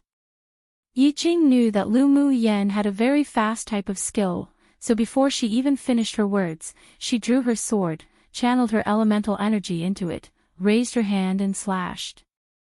Several sharp sword auras attacked Lu Muyan directly. Lu Muyan was prepared for this, so she moved to the left nonchalantly, avoiding those sharp sword auras. Her eyes deepened, then she swiftly dodged to avoid each and every single one of the sword auras Yi Jing slashed towards her. Then she took out a dagger and utilized her flash step to the fastest speed she could control, and with a flash, she arrived directly behind Yi Jing. Before the latter could even react, she pierced the dagger directly into her heart. Lu Muyan's movements were swift, clean, and neat. Only a short amount of time passed since their conversation to the fight, and Yi Jing, a middle-phase great sword master, was instantly killed by her. Come and read on our website Wuxia World site. Thanks. Yi Jing widened her eyes and turned her head in disbelief at the indifferent Lu Muyan.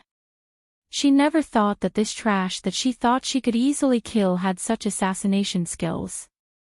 She miscalculated, but she was the one who first wanted to kill, so even if she regretted now it was useless. Her pupils gradually lost focus and regret rose on Yi Jing's face as she slowly slipped to the ground until she took her last breath. Lu Muyan took out a handkerchief and wiped the dagger in her hand. This was a middle-quality spirit tool gifted to her by her father. Using it enabled her to easily break Yi Jing's defense. She didn't like to kill, but she wouldn't let go of those that wanted to kill her. Just like people similar to Yi Jing. They didn't actually have any deep hatred at all, yet the other party repeatedly violated her baseline. Then how could she be merciful? After the dagger was wiped clean, Lu Muyan put it back in her interspatial ring.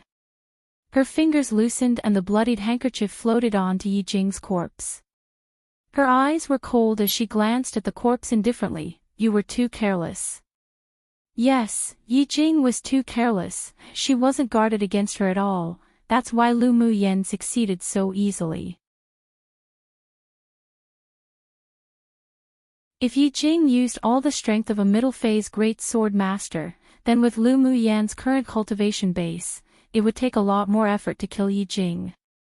Lu Muyan retracted her gaze and went to sit beneath a large tree a little further away, closing her eyes to rest. She didn't deal with Yi Jing's corpse. To her, if she killed a person like her, then she killed them. There wasn't anything to explain to Yi Qing Han. Half a day later, the sound of urgent footsteps came from the forest. Lu Muyan could tell that it was the steps of Yi Qing Han and his subordinates. The moment she opened her eyes, she saw Yi Qing Han standing not far away, looking at her with delight. Qing Han, you guys have come. Lu Muyan said with a smile. Yi Qing Han walked over to her quickly and sighed in relief, saying, That's great, you're fine. I said that Muyan was a lucky person with good fortune, and that she would definitely be fine. Young lord, do you believe it now? Seeing that Lu Muyan was fine, old Lu's hovering heart finally settled back in place. They cared about Lu Muyan's life and death not just because of the treatment, but also because they truly acknowledged Lu Muyan as a person after the time they spent together, so they didn't want anything to happen to her. Lu Muyan's eyes were dyed with a layer of warmth. Yi Qing Han was the first genuine friend she made here, and old Lu wasn't that bad either. She could tell that their care for her wasn't feigned, so she smiled like a flower. I'm fine. Ha! How'd Yi Jing die? A young man under Yi Qing Han looked at Yi Jing's body in surprise. Lu Muyan glanced in that direction, lifted her eyes, and said indifferently to Yi Qing Han, I killed her. Yi Qing Han frowned, then looked at Yi Jing in disgust. Even though he hadn't spent a lot of time with Lu Muyan, but he knew the sort of temperament she had. It must have been Yi Jing who offended Lu Muyan first, so she suffered death. She attacked first. Yeah. She wanted to kill me, so I killed her. Lu Muyan shrugged. She was a little touched by Yi Qing Han's trust. She definitely recognized him as a friend now. Yi Qing Han revealed some coldness in his eyes. This Yi Jing sure was bold. Not only did she defy his orders, but she even wanted to kill Lu Muyan. It was unforgivable.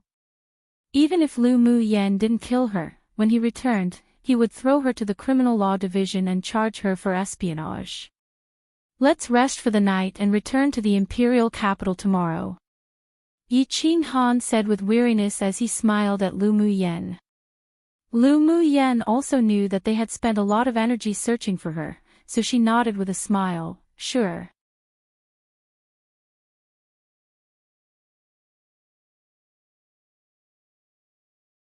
Chapter 19, Gifting a Pill. Early next morning, Lu Muyen left the blazing mountain range with Yi Qinghan and company. Lu Muyen was anxious to go back to improve her constitution, and Yi Qinghan and his group had other things to do, so they were basically traveling the entire way back without much rest.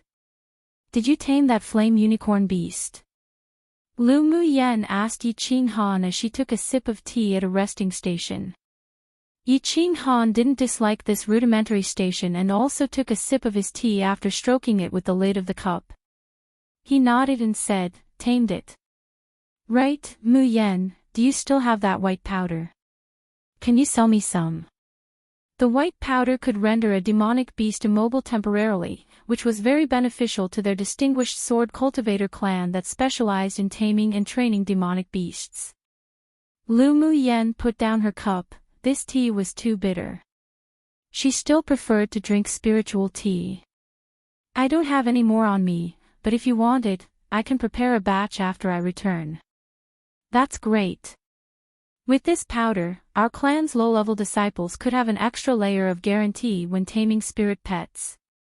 Yi Qinghan revealed a bit of joy on his handsome face. Do you want purple gold coins or in exchange with other items? Purple gold coins. Lu Muyen remembered that there would soon be a large-scale auction in the Imperial capital, but she couldn't always take money from the general's residence. Yi Qinghan nodded, then asked with a smile, price? Whatever. The herbs used to make that powder aren't that expensive. Lu Muyen considered Yi Qinghan as a friend, so she didn't hide anything. Give your crystal card to me, I'll swipe it to you. Yi Qinghan's dark eyes filled with a smile. On Qihua continent, the Imperial capital's bank issued crystal cards which were divided into different levels. There were white crystal cards, black crystal cards, and purple crystal cards which corresponded to gold coins, black gold coins, and purple gold coins. Purple crystal cards could store all three kinds of coins, black crystal cards could store black gold coins and gold coins, while the white crystal cards could only store gold coins. The use of crystal cards was very convenient, as one only needed to use their mental energy, so even ordinary people could control and swipe their cards. In addition, purple crystal cards weren't something that money could buy, and it was also a symbol of status. Lu Muyen was once trash, but she couldn't help but come from a powerful family background, so the crystal card she used was also the purple crystal card. Here. Lu Muyen shrugged nonchalantly and passed her purple crystal card over. The formula for the powder was very simple, and it didn't use spiritual herbs either, only a few medicinal herbs that were slightly on the expensive side. She didn't care how much Yi Qinghan gave. Yi Qinghan took the card, paused a little, then directly swiped over 1 million black gold coins, then returned the card to Lu Muyen. I'll swipe over 1 million black gold coins for you. If it's not enough, I'll give you more next time. Lu Muyen blinked, 1 million black gold coins. As expected of the Yi clan's young lord, he sure was rich and generous. The cost of refining her batch of powder was only a little more than 10,000 black gold coins. Then Yi Qinghan took out a wooden box from his interspatial ring and handed it to Lu Muyen. These are some flame fruit I accidentally found when I was looking for you. You can use it. He guessed that this flame fruit would be useful to Lu Muyen, otherwise she wouldn't risk coming to the blazing mountain range, so he had been deliberately looking for it throughout their journey.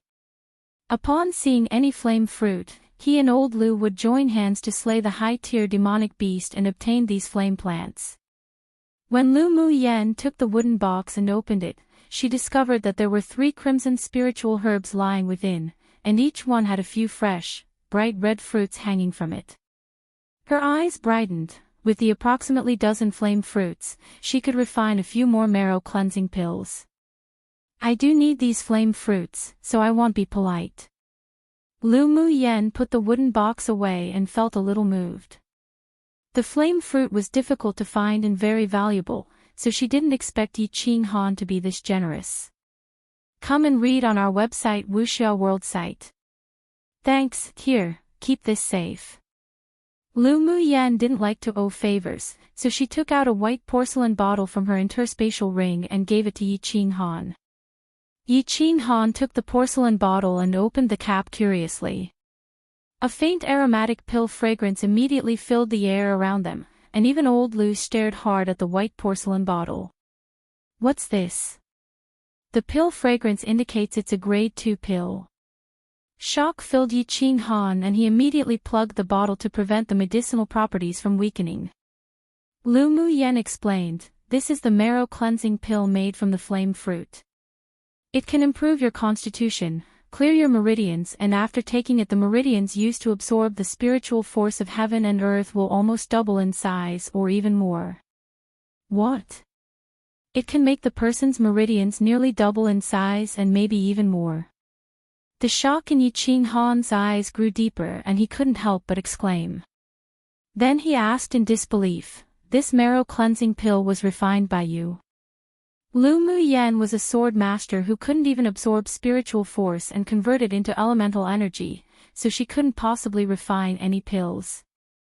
Yet despite being shocked, there was still a voice within him that told him that she could achieve it. If you think it was, then it was. Lu Mu Yen rubbed the ice blue bangle on her wrist. If she didn't have her powerful soul energy and mental energy due to her 2 lives, then she wouldn't have been able to refine the marrow cleansing pill. In this world, only sword masters with extremely powerful mental energy could refine pills and be called alchemists. They were exceptionally rare, and other than mental energy, they also needed talent. It was very difficult to raise a high-level alchemist, so grade 2 pills on the market were exceptionally precious. Pills like the marrow cleansing pill that could improve one's constitution and widen the meridians had never appeared before either, so it was conceivable how shocked Yi Qing Han and the others were. There was only one grade 2 alchemist in the Yi clan who they basically have enshrined with constant flattery, but even he couldn't refine a pill of such good quality like hers, not to mention its effects. After pondering for a little, Yi Qing Han composed himself, though he was still excited as he asked Lu Mu Yen, Mu Yen, do you still have any more of this marrow cleansing pill? I've only got 2 in total, and I gifted one to you.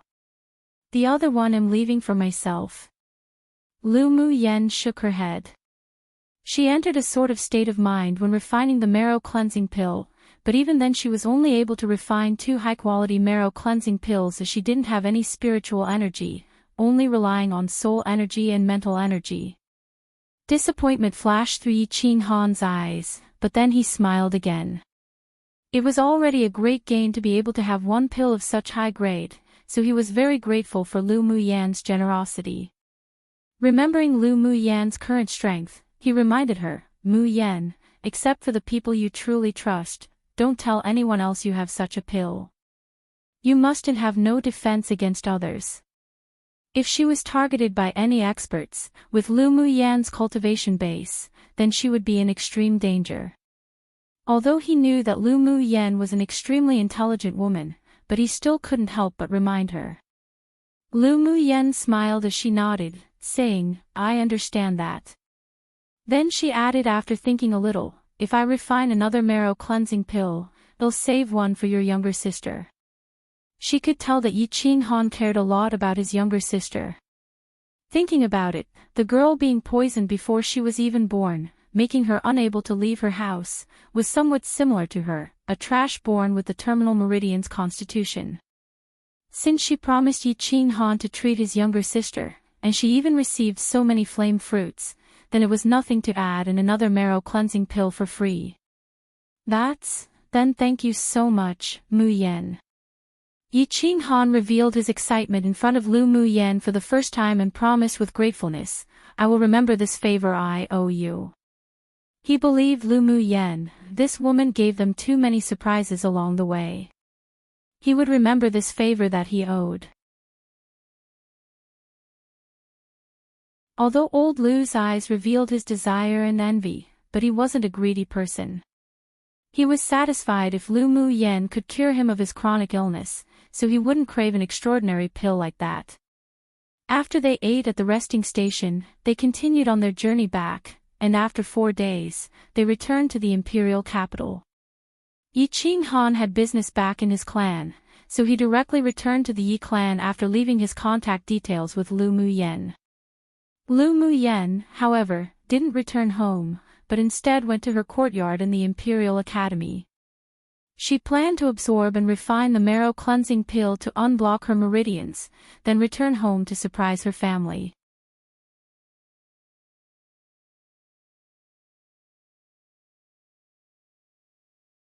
Chapter 20. Eradicating the Terminal Meridian's constitution. As soon as Lu Mu Yen returned to her small courtyard in the Imperial Academy, she set up an array around the building to prevent being disturbed while absorbing and refining the marrow cleansing pill. She poured the medicinal solution into a bathtub first, then entered the bath to soak. 2 hours later, she took out a white porcelain bottle and tipped a pill into the palm of her hand. A serene pill fragrance filled the room in an instant and her lips curled up. She placed the pill in her mouth and the moment it entered, it melted. The gentle medicinal effect flowed through her meridians. The terminal meridian's constitution was mainly caused by the block of a person's meridians, so as long as the blockage was dispersed, then it would be able to absorb the spiritual force of heaven and earth and convert it into spiritual energy. When the gentle medicinal effect spread throughout her entire bodice meridians, Lu Mu Yan's eyes filled with firmness. She gathered the medicinal energy within her body together again, then, starting from her first meridian, she began to push forward. It hurts, every time the force of the medicine advanced a little, Lu Mu Yen felt that her entire body trembled with pain. Her forehead and nose were covered in sweat and her small face paled. However, she bit her lip to prevent herself from making a sound and continued to use her mental energy to control the medicinal energy to shove against her blocked meridians. After her first meridian was unblocked, Lu Mu Yan's whole body was wet with sweat, and her face was drained of blood. But she didn't give up nor rest, and continued to push through the second, third. When the last meridian was unblocked, she opened her mouth and gasped heavily for air. After resting a little, she took out the spiritual energy-enhancing pill and swallowed it, then continued to sit cross-legged to refine and absorb the medicinal effects. This time, the result didn't disappoint those who tried one. Not only did she open all her blocked meridians, but she also endured the pain and used her mental energy to guide the medicinal effects to help more than double the width of her meridians. The medicinal effects of the spiritual energy-enhancing pill were also dissolving in her body and a coolness spread throughout, nourishing the widened meridians. A day later, Lu Mu Yen opened her eyes that appeared filled with dazzling stars and a full smile adorned her face. She stood up and washed herself, then ate something simple. It took her an entire 3 days to unblock her meridians. She took a look at the twinkling stars in the night sky, then walked towards the middle of the courtyard and sat cross-legged on a stone platform to absorb the spiritual force of heaven and earth to her heart's content. The next day, only when the first ray of morning glow fell on Lu Mu Yen, did she open her eyes and stretch lazily, a cheerful smile on her lips. Ever since coming here, she hadn't been able to absorb the spiritual force of heaven and earth, so there wasn't any spiritual energy in her body. It always felt like she was missing something. Now that her meridians were unblocked, not to mention doubled the size, the speed of absorbing the spiritual force was even faster than the average sword masters by almost 2 to 3 times. Only when the traces of the spiritual force soaked into her skin and traveled to the various veins in her body, did she feel a sense of security in her heart. Her body was like a bottomless pit, filling up the spiritual force that she had been lacking for many years overnight. She felt that her whole body was now full of strength, and even if she was still weak, it was a good start. She took a deep breath, then punched a rockery within the courtyard, and it instantly exploded into numerous halves. Only the strength of the 11th layer meditation stage. I need to quickly find the spiritual herbs to refine the foundation establishment pill. Lu Mu Yen unclenched her hand as she muttered to herself. After tidying up briefly, she left the courtyard and rode the tailwind horse back to the Lu clan in the Imperial capital. Right when Lu Mu Yen disappeared from the entrance of the Imperial Academy, two men walked out, their eyes closely following the disappearing figure. Yi Xian, do you feel that the aura from Lu Mu Yen has changed? Yun Jin asked Qi Yi Xian in surprise. Come and read on our website Wuxia World site. Thanks. There was complexity in Qi Yi Xian's eyes, then he retracted his gaze and said simply, if I didn't see incorrectly, she was already an initial phase Great Sword Master. Initial phase Great Sword Master? Impossible. Yun Jin shook his head incredulously. With her terminal meridian's constitution, she couldn't even absorb the spiritual force of heaven and earth to convert into elemental energy. How could she break through to the cultivation base of Great Sword Master? Did you see incorrectly? No. The aura she exuded was definitely the Great Sword Master. Qi Yi Xian said decisively. Because the cultivation methods he practiced was special, he could very accurately determine a sword master's cultivation base. Yun Jin stroked his chin and said with amusement, I heard she recently went to the Blazing Mountain Range. She probably had a fortuitous encounter. How did you know? Qi Yi Xian was recently in closed-door cultivation to prepare for the Academy's annual competition, so he didn't know that Lu Mu Yen wasn't in the Academy. I'm not very clear on the specifics. I just heard that she accepted a mission from the Mercenary Union to the Blazing Mountain Range, then followed the employer there. Yun Jin shrugged and said, she never had a tailwind horse before. Though I've got to say, Lu Mu Yan's quite eye-catching now. Qi Yu Xian frowned slightly, then said, let's go. Lu Mu Yen rode directly back to the marshal's mansion. The moment she hopped off the tailwind horse, she saw a gray-haired, spirited old man who smiled and opened the door excitedly. Young miss, you're finally back. Grandpa Yi. Lu Mu Yen shouted with an affectionate smile. This old man was the chief steward of the marshal's mansion and had always taken good care of her. He was also an old associate who fought alongside her grandfather in the past. As he had never married, he now settled in the marshal's mansion for his later years and was an advanced phase Great Sword Master. Young miss, quickly go to the lobby, Marshal, General and the two young masters are all there. Lu Yi looked at Lu Mu Yen affectionately. He always treated Lu Mu Yen as his own granddaughter and exceptionally pampered her. Lu Mu Yen nodded and handed the rein in her hand to Lu Yi. Then I'll bother Grandpa Yi to find a place for my tailwind horse. Although Lu Yi was curious about why Lu Mu Yen had a tailwind horse, but he didn't ask, took the rein, and said, just leave it to me. Okay, then Grandpa Yi, I'll head over to the lobby first. Seeing Lu Yi nod, Lu Mu Yen hurried towards the lobby where the people of the marshal's mansion used to discuss formal matters. And right now, several people were sitting in the lobby. Lu Mu Yan's grandfather, Lu Zhantian, her father, Lu Mou, eldest brother, Lu Mu Bai, and her elder twin brother, Lu Mu Ting. Lu Mu Yen also had two uncles, but one was guarding the battlefield in the frontier, while the other left to travel.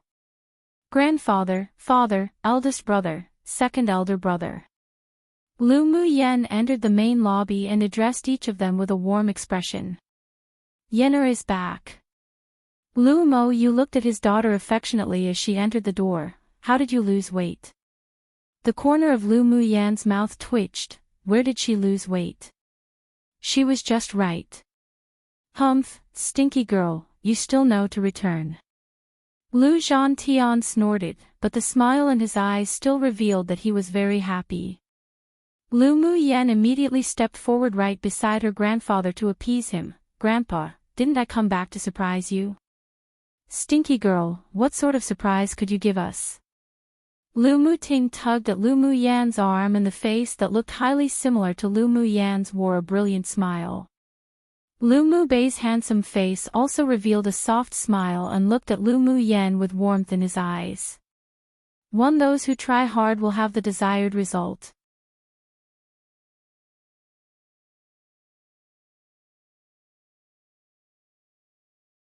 Chapter 21. Family. Lu Muyan felt happy when she saw her family members all adorned a gentle and doting smile. In her previous life, when she was only 3 years old, she was sent to the sect to practice cultivation. When she finally returned, her parents and brothers had long passed away, so she, who had never enjoyed any family affection since she was a child, cherished the Lu family dearly. She spun around in front of them, with a bright smile. Did you guys not notice that my cultivation base has advanced? Great Sword Master. Lu Zhantian gasped in surprise. Before, he only cared about whether his granddaughter had returned from the blazing mountain range safely or not and didn't really pay attention to her cultivation base. Lu Mo's refined, elegant appearance also revealed slight surprise and said, "You really are an initial phase Great Sword Master. You were able to refine the marrow cleansing pill."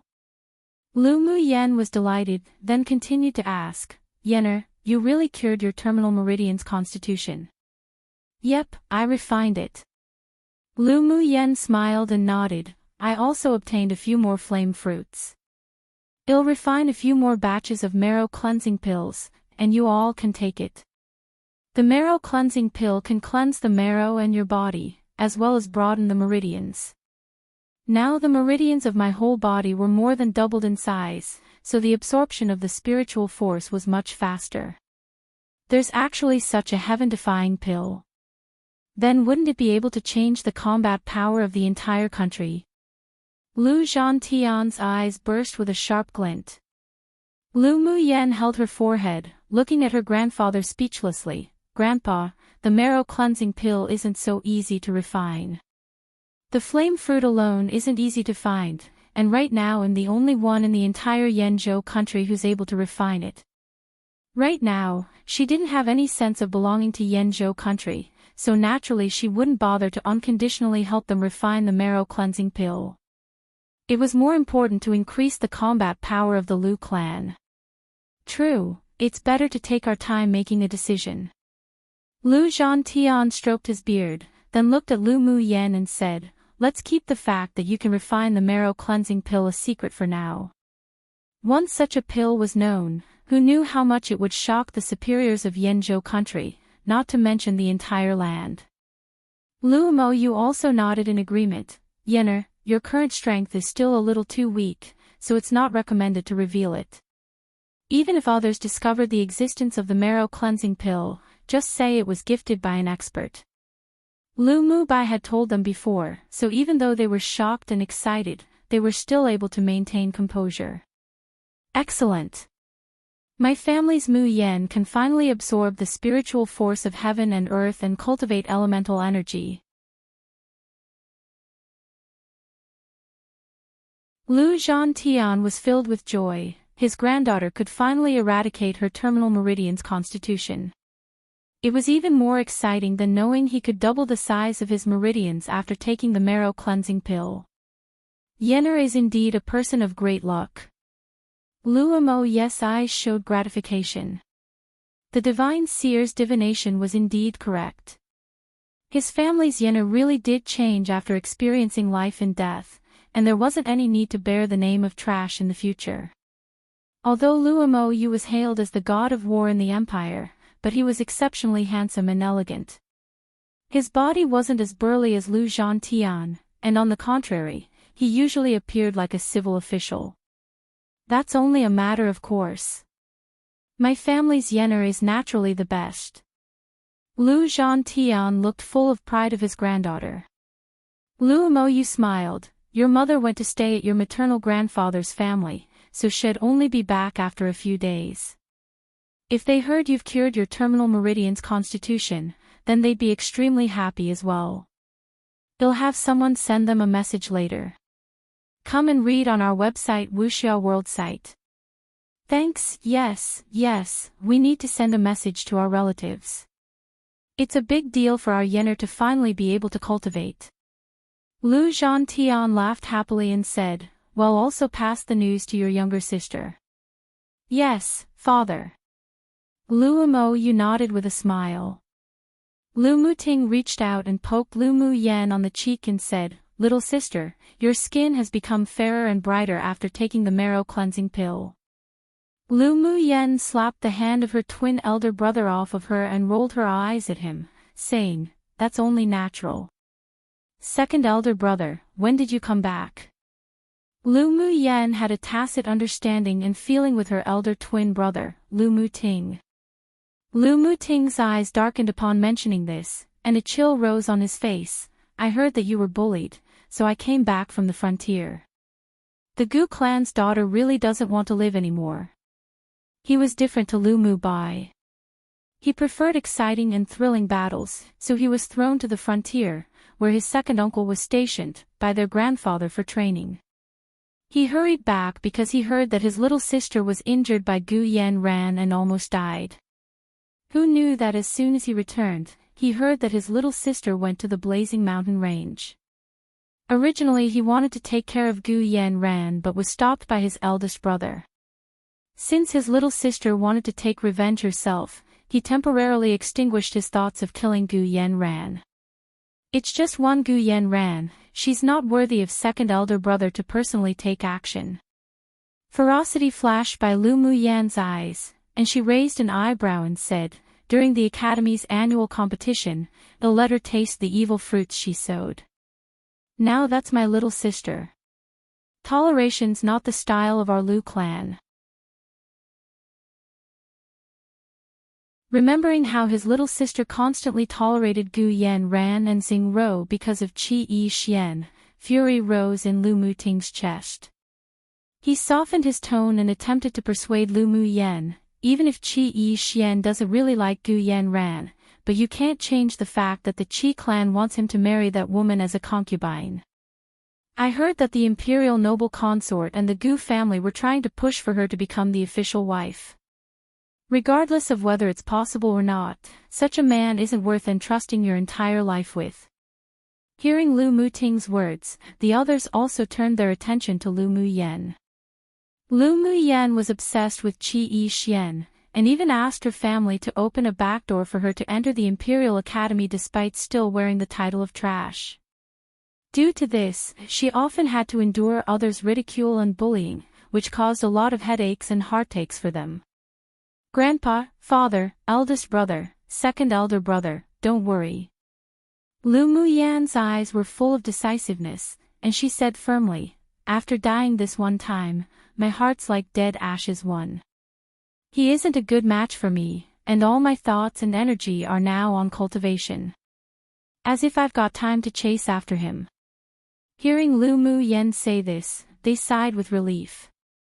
Lu Mu Ting patted his little sister on the shoulder and said with gratification in his voice, thinking this way is correct. After having strength, who dares to belittle you? Bully you? Humph, there'll be loads for Qi Yi Xian to regret later. When that time comes, it'll be our Yenner who doesn't want him and tell him to scram. As expected of second elder brother, you understand me. Even if he changes his heart and comes back to beg me, they'll still tell him to scram. Lu Mu Yan raised her hand and clenched her fist in the air to express her determination. She could tell from Qi Yi Xian's attitude that it wasn't that he didn't care about her at all. Combined with her previous memories, they had a good relationship when they were younger, but ever since Gu Yan Ran appeared, the two slowly walked to this point today. But it was undeniable that Qi Yi Xian wasn't a qualified candidate as a potential partner. The fact that he was able to indulge Gu Yan Ran and Xing Rao's bullying of the original owner of this body was also because he used Lu Mu Yan's deep love for him. But right now she had no feelings for Qi Yi Xian, and even if she inherited the feelings of the original owner, she didn't even have a trace of attachment or daydreams left for Qi Yi Xian. She had no interest in that sort of man and they were destined to not be fated. Afterwards, Lu Muyan had dinner with her family and chatted, then went to the treasury of the Lu clan where they stored their valuables, found the rest of the spiritual herbs required to refine the marrow cleansing pill, then went to her room to refine pills. She had no hope for Qi Yi Xian anymore. Given up on him entirely.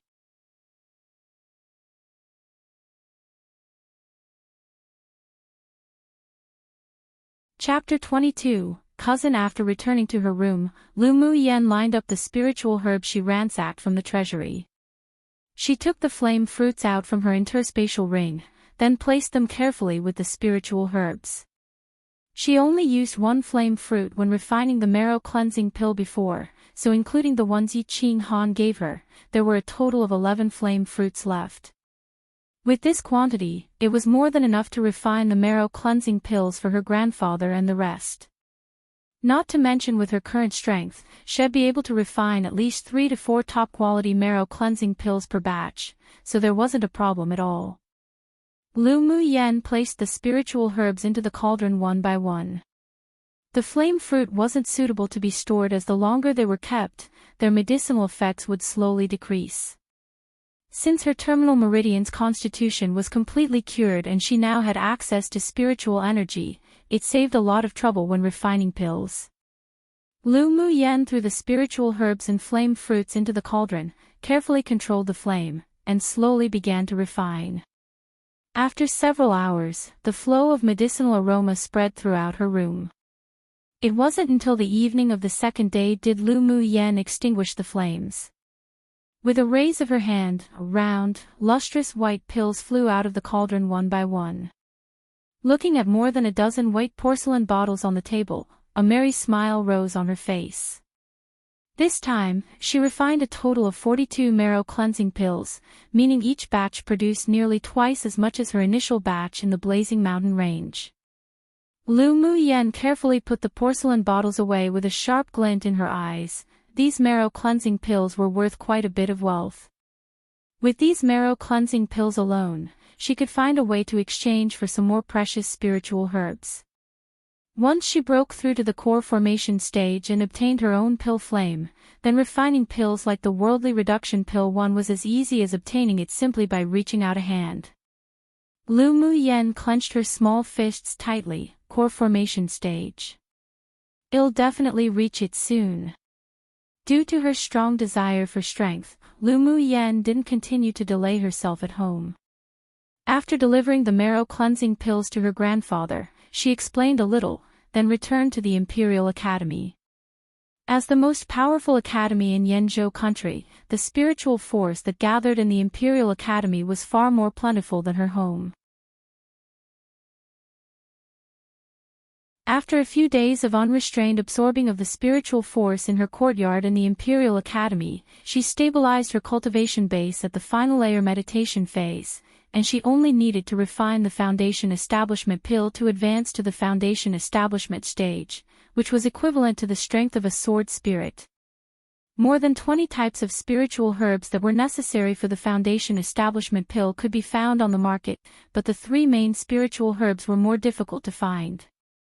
These 3 herbs were the deep orchid that grew in icy places, so it could only be found in the glacial mountain range, and the 7-leaf ginseng and purple monkey flower which could be found in the southern Plume Canyon but were very difficult to find. Lu Muyan put away her thoughts, then touched her hungry stomach. It seems I still need to refine some Inidia pills. After leaving her courtyard, she discovered she would receive some strange looks from time to time, or secretly be judged behind her back. She sighed, gave up the plan to go to the Academy's cafeteria to eat, and walked towards Moon Billow Restaurant. Moon Billow Restaurant was located in the most prosperous street, the Vermilion Bird Street, and was the most famous restaurant in the imperial capital. Hey, isn't that Lu Muyan? Yunjin sat in a private room of the Moon Billow Restaurant. After scanning the streets randomly, he saw Lu Muyan who entered the restaurant. Hearing this, Qi Yi Xian also looked down from the window, but only saw a corner of purple clothing, without any trace of Lu Muyan. In addition to the 2 people in the private room, there were also 3 others. One was the empress' son, the third Prince Yunlan, another was the prime minister's grandson, Xiao Ziang, and the other, Yun Luo, who accompanied the third prince in training, was the son of the king of Jinshi, the emperor's younger brother. Lu Muyen. Isn't that the famous little trashoof, the imperial capital that constantly chased after Yi Xian? Xiao Ziang touched his chin and thought, then looked at Yun Jin with curiosity. I heard that she changed a lot after being injured by the imperial noble consort's younger sister.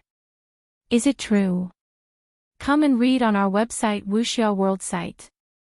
Thanks, of course it's true. She either ignores Yi Xian completely or ridicules him. Yun Jin's expression was full of gloating, and he didn't even care about Qi Yi Xian, whose face already turned dark. Oh yeah, she's already a great sword master. How's that possible? Xiao Ziang exclaimed, a person with the terminal meridian's constitution can't absorb spiritual force and convert it into elemental energy. How could she have advanced to a great sword master? That I don't know. Yun Jin shrugged. He also wanted to know how Lu Muyen became a great sword master. After Yun Luo returned this time, he also heard a lot of rumors about Lu Muyen, particularly about the promised battle between her and Gu Yanran. There were already numerous major gambling houses in the imperial capital that had begun to make bets on them. Thinking of Lu Muyen and her relationship with his cousin, he looked up at the young man who sat on the main seat and asked, Alan, Lu Muyen's your cousin, right? She really advanced to a great sword master? Lu Muyen. The man in the main seat muttered the name softly, with a contemplating smile on his lips. As far as I know, it's true. Then how'd she do it? Xiao Ziang asked curiously, wide-eyed. Even am not very clear. Yunlan smiled with slight profoundness, then turned to the guard beside him and said, there shouldn't be any seats left now at Moon Billow Restaurant, you go and invite young Miss Lu up to have a meal. He had heard from his empress mother a couple of days ago too that Lu Muyen already eradicated her terminal meridian's constitution. Today, he sure wanted to see if his cousin that he hadn't seen in many years truly had changed as according to the rumors or not. Of course, he was also very curious as to how his cousin advanced to a great sword master. Yes, master. Currently, all faces displayed a little interest.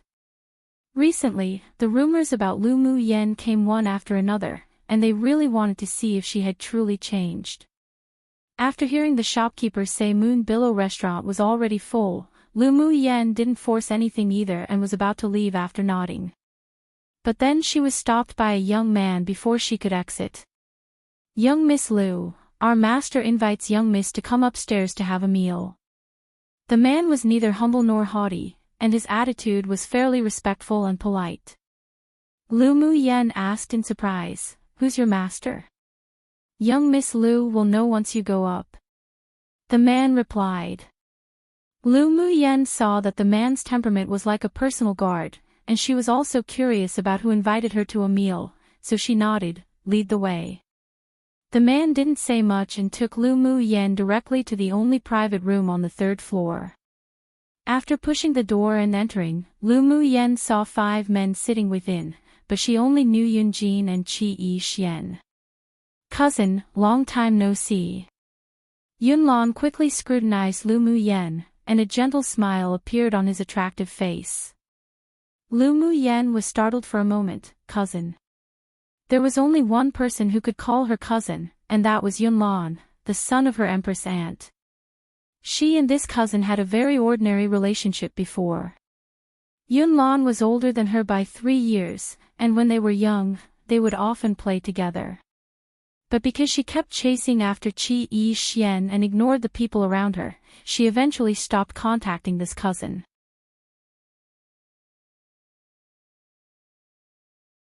Yunlan's teacher was the Empire's advanced phase Sword King expert, so he didn't need to attend the Imperial Academy, not to mention he also traveled with the teacher for a few years and only just returned to the Imperial capital. Within the few years, he and Lu Muyen had never seen each other, so she didn't recognize Yunlan at first glance. Lu Mu Yan didn't reveal any of her emotions. With only a light smile on her lips, she walked over to sit in an empty seat beside Yunjin, saying, "Hello, cousin." One susceptible to change. The original Chinese is. My understanding is that it helps transform a person into a celestial of sorts by decreasing their worldliness and mortality so that they can more successfully become immortals. Has two meanings, reduce/descend/lower etc. Or surrender/subdue etc. My take is that it's the first meaning. To reduce can mean dust or shorten, from which refers to the mortal world. You get the general idea. If I think of a better translation, I'll change it. 2. Absolutely no idea why, but they censored this part and I just filled it in with my guess. The original was, etc. Based on the context and the words given, it only made sense to fill it in with either or, which means days, or some measurement of time. You're tuning into the LoveLore Library YouTube channel. We're so grateful for your support, and don't forget to subscribe to join us on this incredible journey through captivating stories. Your generosity through donations truly makes a world of difference, as it's the primary source of revenue that allows me to expand and enhance this channel for you. Thank you from the bottom of my heart for being a part of this adventure.